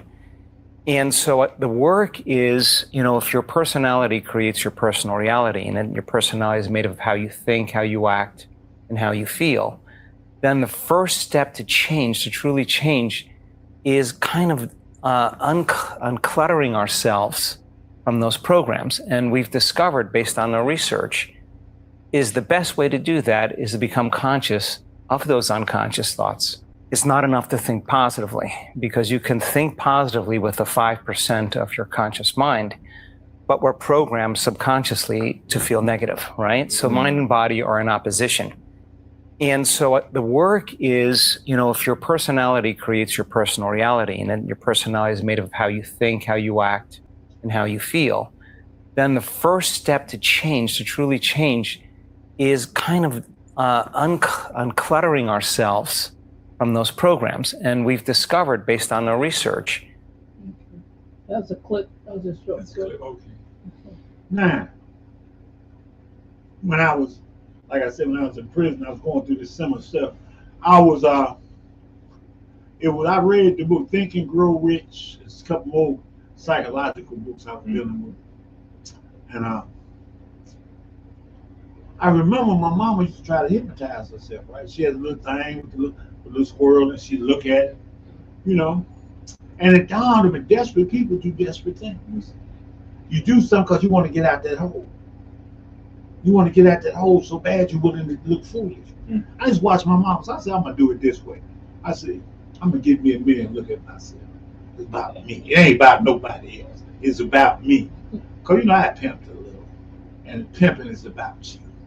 It ain't about the hoe. It ain't about the other guy. It's about your game. And the part of the game, you only want the woman that wants you. You only want the stuff that you want. And my mama used to say, boy, why you wearing somebody else's clothes? You gonna pay that money for somebody else's clothes? You go get your suit made cheaper. I said, damn, that makes sense. I'm gonna wear your clothes, but I can go have a suit made. I'm gonna pay $300 for your stuff, but I can pay $150 to have me a suit made with my name. Look like me. I started having suits made. Look, that's why women started liking me. Because I had the suits made that I liked. I had a bunch of colors. Yellow, orange. I was going to high school with this. They would start talking about, you think you're a photon. A temptation. Because they wore clothes like that. I liked their clothes. Then I learned to talk. I was like, wow. So I was in the room, my cell, I had a key to my cell. Still my cell, everybody says my room. I said, it's not my room, it's my cell. Y'all can't trick me. And so I put the thing over my head, I would meditate, try to go to sleep. I listened to the music, Phoebe Snow and them, or what's his name? Wes Montgomery, and I had it in my head. Get up, I'm ready. And I was doing cosmetology at the time. I was learning cosmetology. I got 125 hours in cosmetology. So I can mess your head up. You need 1,500, but I got 25, so I can 125. I can wash your hair. That's what you get with 125 hours. You can wash somebody's hair. You can't do nothing, but you can wash their hair. And at this time, I'm going through this psychological thing, and it's a lot of game banging in here, right? And so one day, I'm doing hair. This is a sister. She look like she's a Indian or something. Fine sister. Brother he one of gangsters, gangster chiefs and stuff. So I'm in the middle doing my hair one day. Now, I stopped doing hair because the old women's come up there on Monday and he do their hair. I stopped doing hair because I burnt this brother head up. Because I asked the brother, I said, is it burning? No, I can handle it if you can handle it. I said, you said, what? I told you I can handle it if you can handle it. I said, okay. So I put the whole thing, heat and stuff in there. I want to sit down and read a bit. I started reading the book. He was like this. He got that line in his hair. Yeah, I left all that line in his head, extra line too. And he was just smoking. So they said, who client is this? They said, his client. So they said, what you doing reading the book? What you mean? You know his head up here burning up. I said, he said he can handle it if I can, and shit ain't in my head. So they stopped me from doing hair. That's how my 125 hours came to a swift end. So anyway, so before that I'm doing, I got little sisters because I'm in Vienna, Illinois. At that time they had women's and men's in the prison, so I'm in that prison. So the brother said, he said, no, he said, brother, why don't you move over and let her come over here? I said, what? He said, won't you move over, because she on this side, I'm here. He there, we're side. He said, won't you move over there so she can move over here and be next to me? I said, nigga, is you crazy? He said, what you say? I said, nigga, is you crazy? If this hoe want to get next to you, she could have moved over here. She can move over there. Don't you ask no ground man to move so you can talk to a hoe. Stupid mother. He said, wait till we get to the yard. So we got to the yard. This is what happened. I told him what happened. They said, you didn't ask him to move, did you? Well, you know, I thought the fight was over. They told me mess with me, they're going to bust him in his head.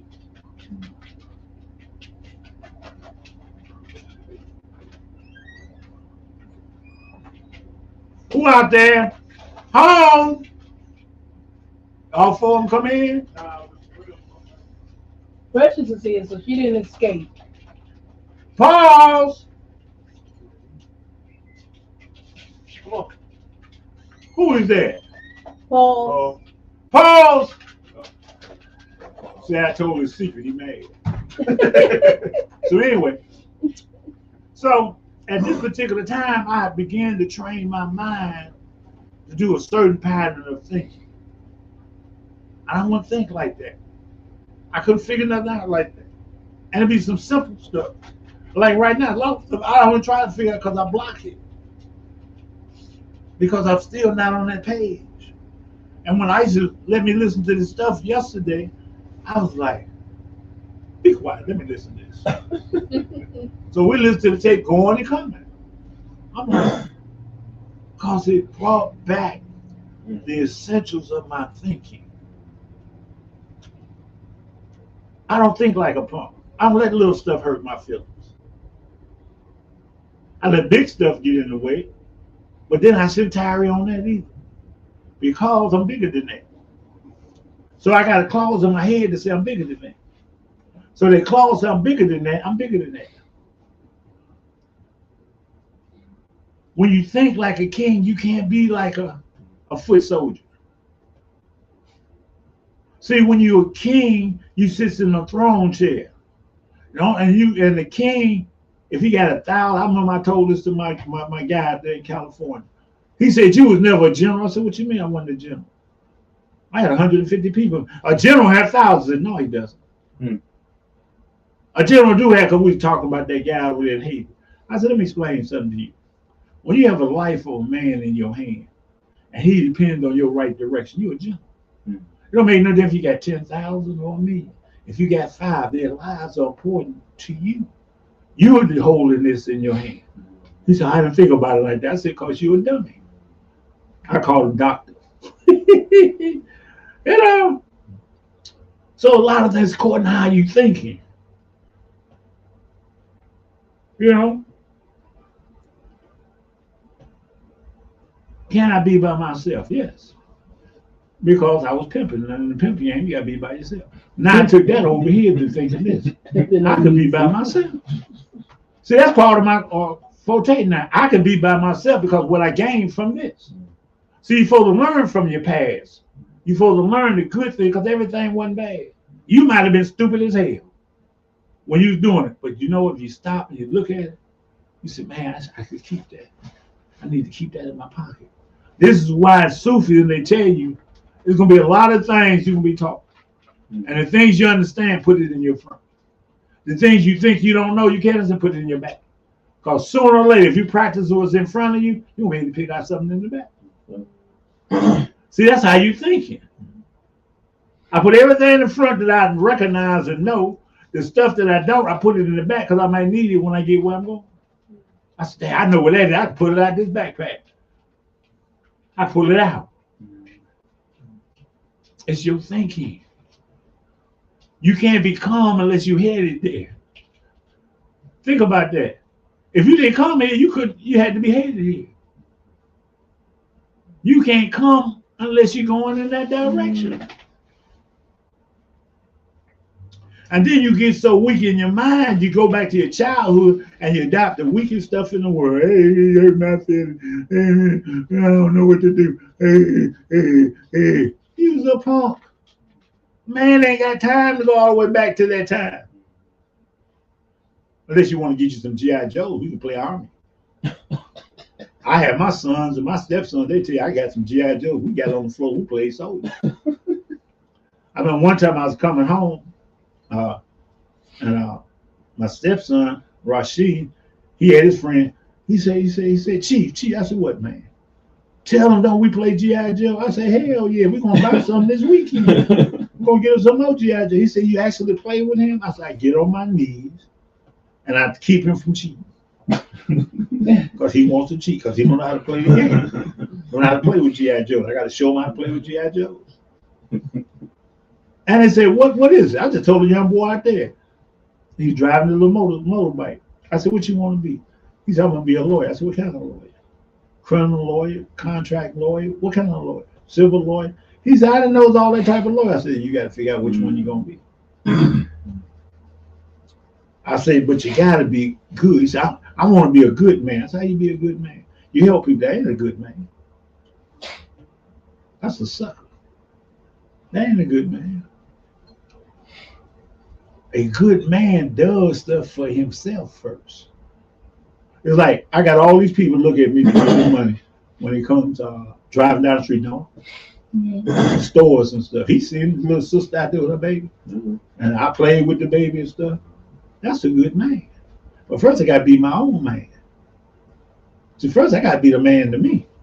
That's a good man. Being a man to yourself first. I'm not worried about nobody else thinking. Her little boy's running and hitting on me and stuff. She stopped. I said, yeah, all right, I'm cool. As long as you don't hit me in my jewels, I'm cool. You don't hit me down between the legs, we're cool in the game. She got to laughing. I'm like, the thing is, to be a good man, you got to be good to yourself. You got to have goals. You got to have a target. You know, if you ever notice that everything you do is a plan. You go to school to get education, so you get a job, right? So they start teaching you about a plan when you're a child. Your mama don't teach you how to read and write. She send you to school. But in the school, they got all types of extra stuff they add to that stuff that blocks you from being you. So you have to isolate that there. I used to tell my wife, I said, baby, what book you read? What school book? I go look at the book. So I can help guide him through the mysteries, through the trick bag they got up in there. See, a parent so be reading. You don't just send them to school and tell them you got to do A, B, C. Yeah, because between A, B, and C is something else. Think about that. What's between space, right? What's in that space? You don't know what's in that space because it's empty to you. Now, I remember with Shem and them, when I was in Chicago with my first wife, and we was in the Swedish neighborhood. And so they said, Shem, when you're in Chicago, you got to go to take the GED, not the GED, but the Constitution in order to go to ninth grade, go to high school. And so his book was, and I looked in the cover of his book, it was a compass, a square, and the axe, and the Masonic thing, talking about what our Constitution means. I said, you ain't looked at this? She didn't know what the book was. Mm-hmm. I said, I'm tired of telling you the same thing. And one of the books they sent home for Shem was a math book. It didn't have no answers. See, it was a page and the 2 pages didn't have no answers. Now, my wife, she's a college professor at Malcolm X College. She knew Shaka Khan in there. So anyway, she said, I don't understand this here. I said, well, you don't understand? She said, I can't figure out the answer to these problems. I said, what problems you talking about? I looked at the book. I said, I can't even begin. I said, but I'm going to find out why it's in the book. Because they didn't put it in the book for accident. See, they have a thing that's called, it's for the highly intelligent people. It's a special school. Huh? Not Midas. Yeah, it's a Midas. That's what it is. It's called Midas.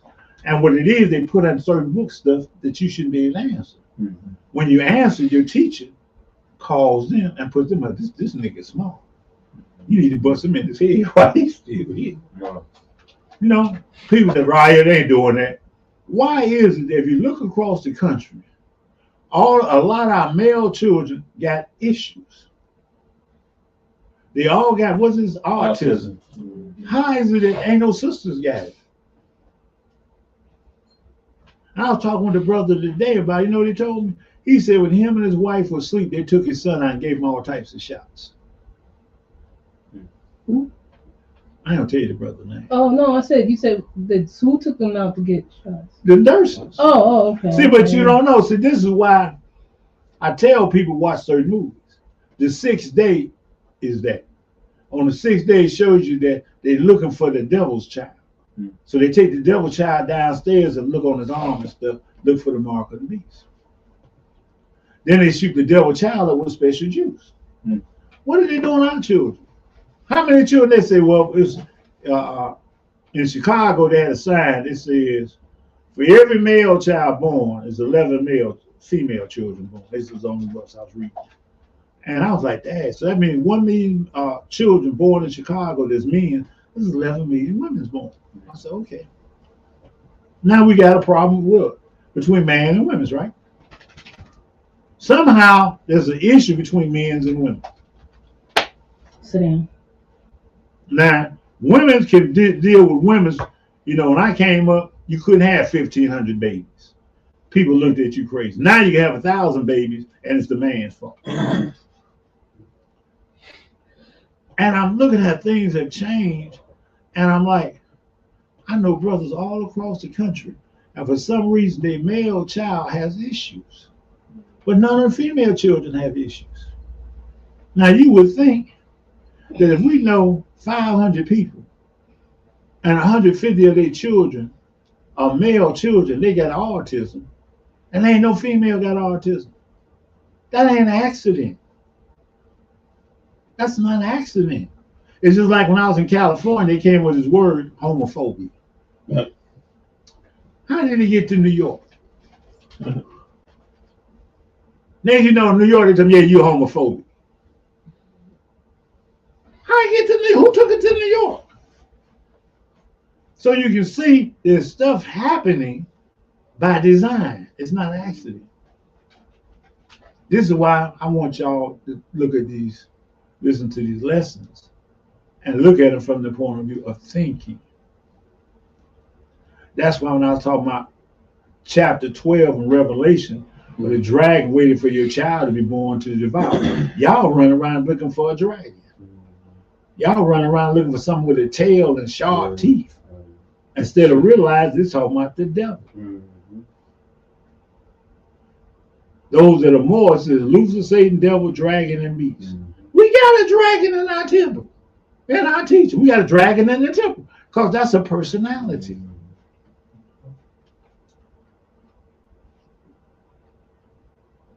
Take this guy, Cosmo. He a dragon. What did a dragon do? What did it say in the Bible? It says the angel, the Satan drew a third of heaven with him. You're taking people out the temple. To do what? To put a little copper thing on?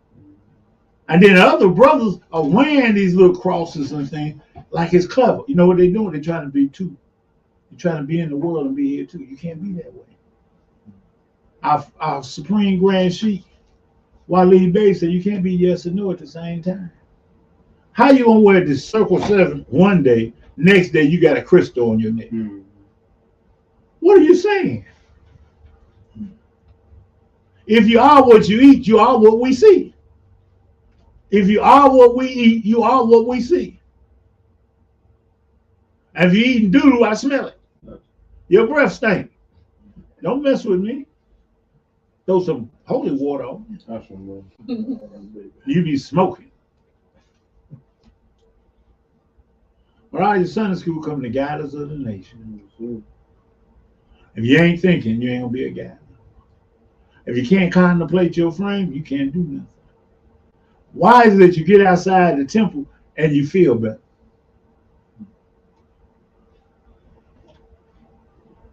I was watching this sister who I knew when I was the assistant grand sheik and the chairman of the temple, sister, a Mexican cook babe.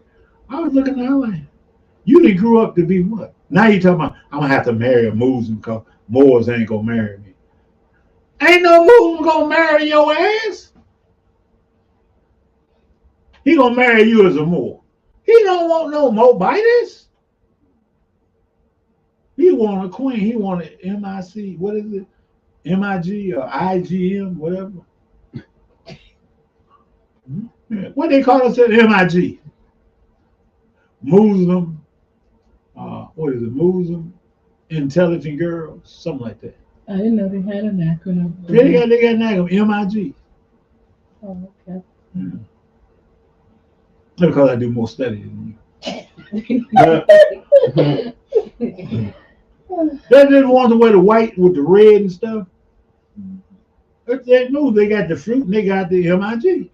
They got a course for young women to make them women. Oh, the Nation of Islam. Yeah, I said the Nation. Okay.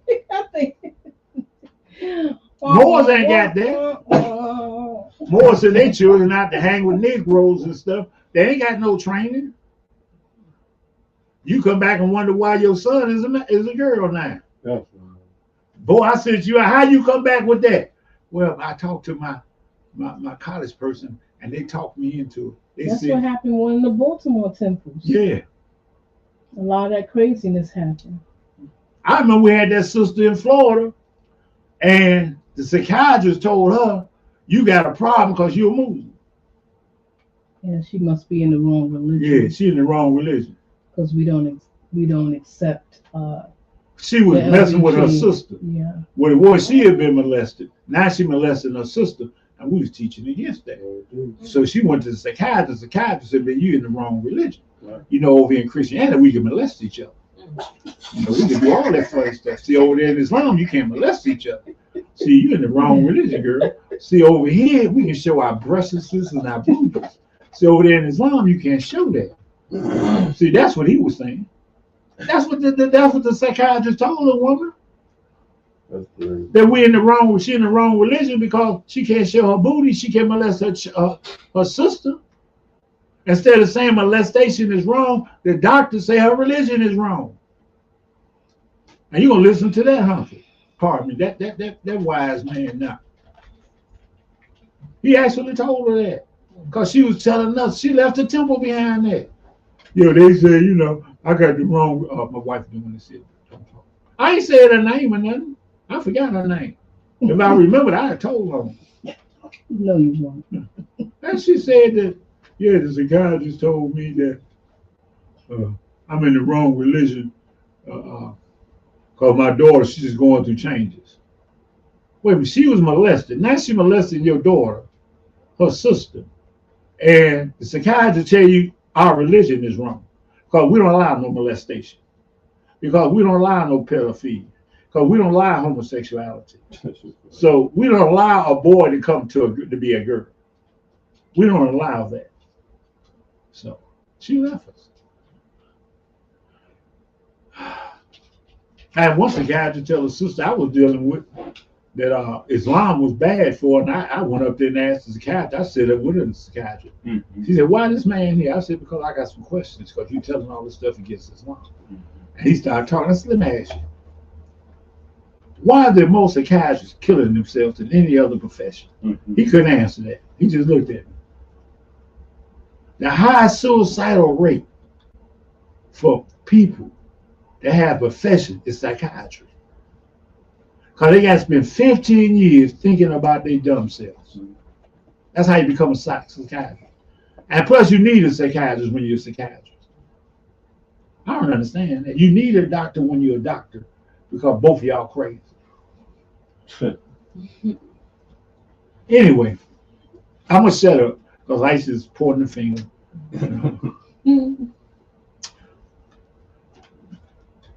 Islam, Islam, Islam.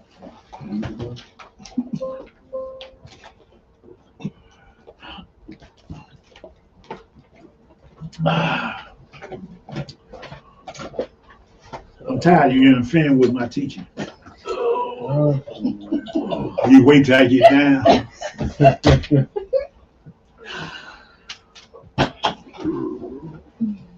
And I never see nobody tell Minister Farrakhan don't curse or don't call nobody nigga and stuff. He don't do it as much. We don't do this much. He's 91 years old. He got all his. That's smart. Yeah. Nice. He's 91. Oh, wow. He's old. Old Islam, Islam, Islam.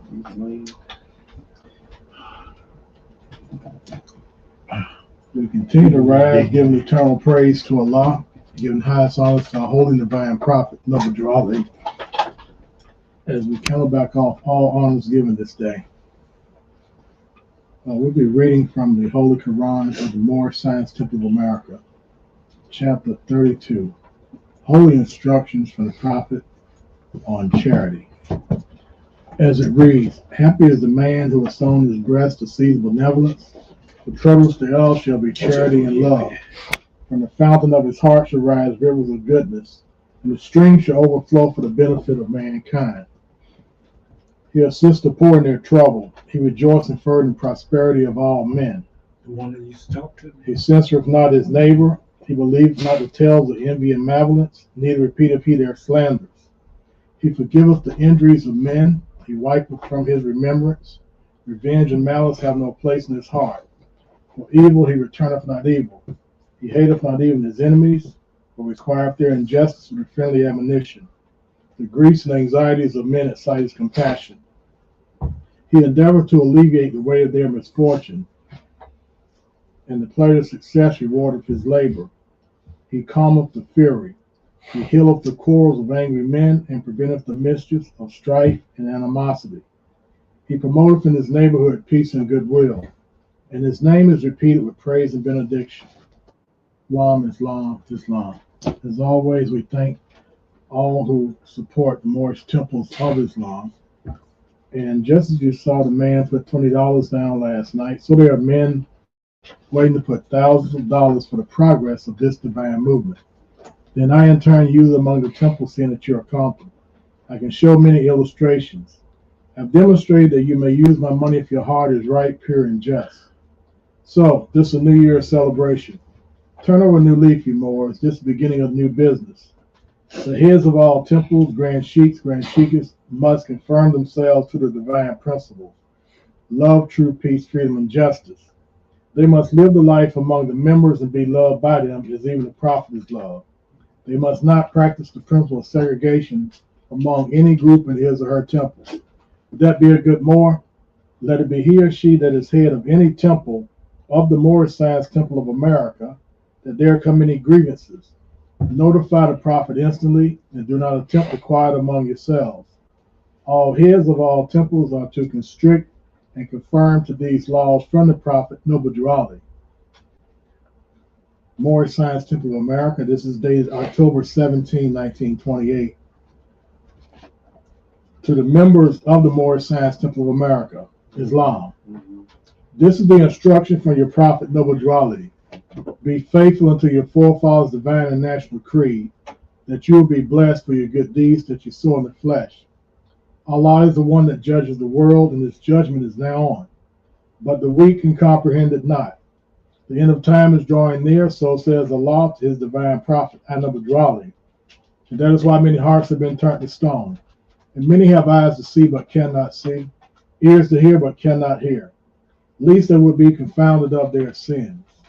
These are the trying hours near their moors, and every evil spirit is moving. And they are trying every weak mind to overthrow and drag out the true foundation that has been laid, and to cause confusion in the minds of the ones that do believe. But if you had the true love of Allah and the spirit of your forefathers, you fear not what you hear or see, but will sacrifice the utmost of your very life to protect your movement and your profit. Watch your enemies, dear Moors. Your enemies are the ones that speak against your prophet and ridicule him to the very lowest, and the ones that speak against your divine and national principles of your temples. Act accordingly, and Allah will bless you for your good work. Peace. Your divine prophet, Noble Drew Ali. Our salvation, Allah, unity. The Moorish Science Temple of America, the Divine Constitution and Bylaws. Act 1. The Grand Sheikh and the chairman of the Moorish Science Temple of America is empowered to make law and enforce laws with the assistance of the Prophet and the grand body of the Moorish Science Temple of America. The Assistant Grand Sheikh is to assist the Grand Sheikh in all affairs if he lives according to love, truth, peace, freedom, and justice, and it is normal for the members of the Moorish Science Temple of America. Act 2. All meetings are to be opened and closed promptly according to the Circle 7 in love, truth, peace, freedom, and justice.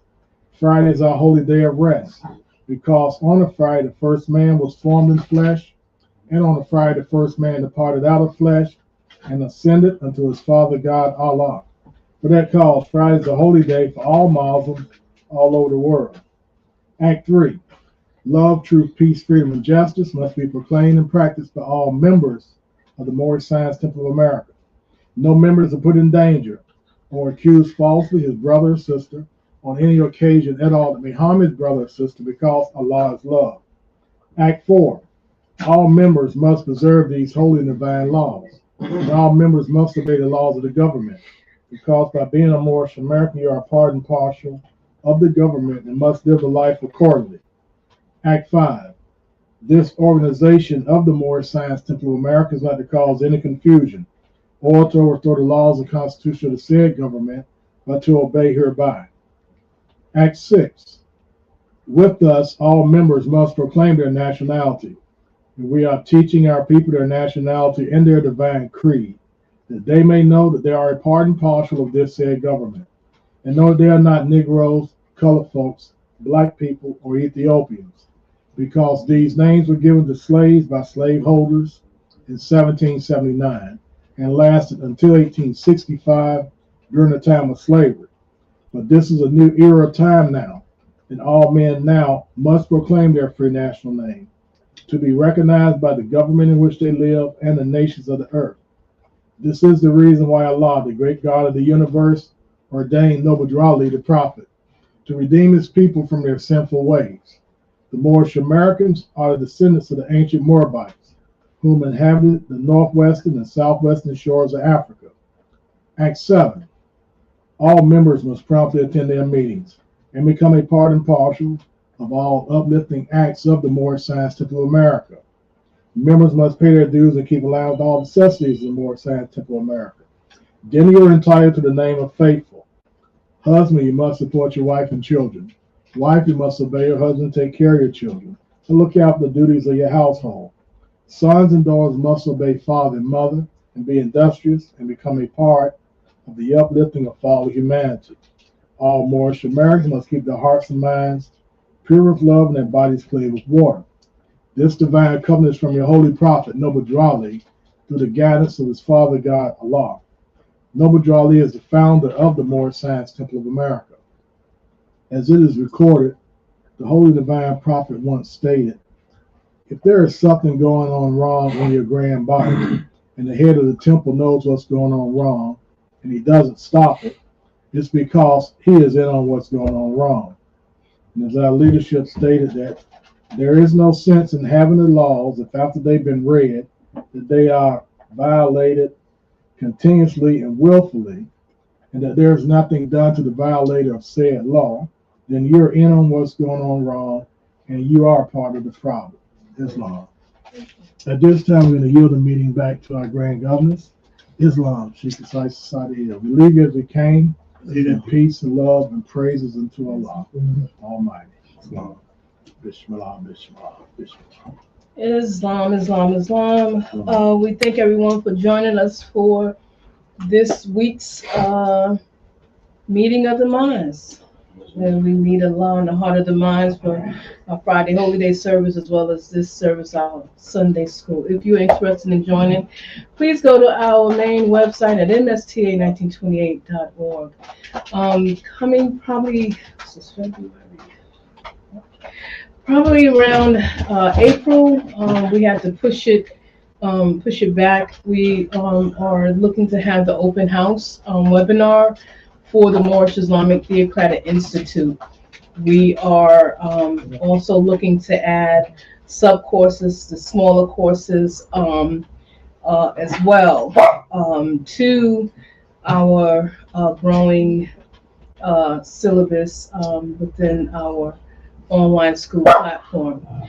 Just a note for our members, we will be regularly posting up information videos on the band site.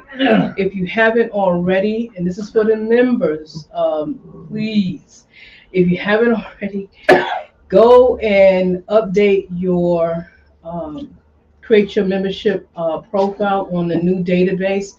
It doesn't matter your position, you will get a fine if you are not actively on the database. That database helps us stay accountable, and it also helps keep us track of your dues. This way we ain't got to remind no one. The system will lock you out after 3 months and send you an email, oops.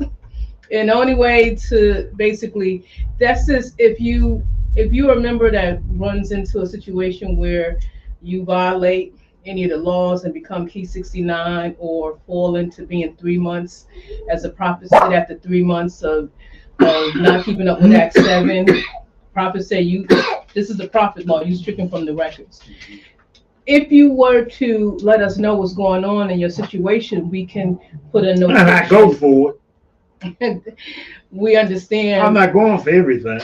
Well, exactly. It's definitely case by case situations and so forth. This will be placed in your file on your database where the leadership can go in there and see it for himself. It's not accessible for the regular membership.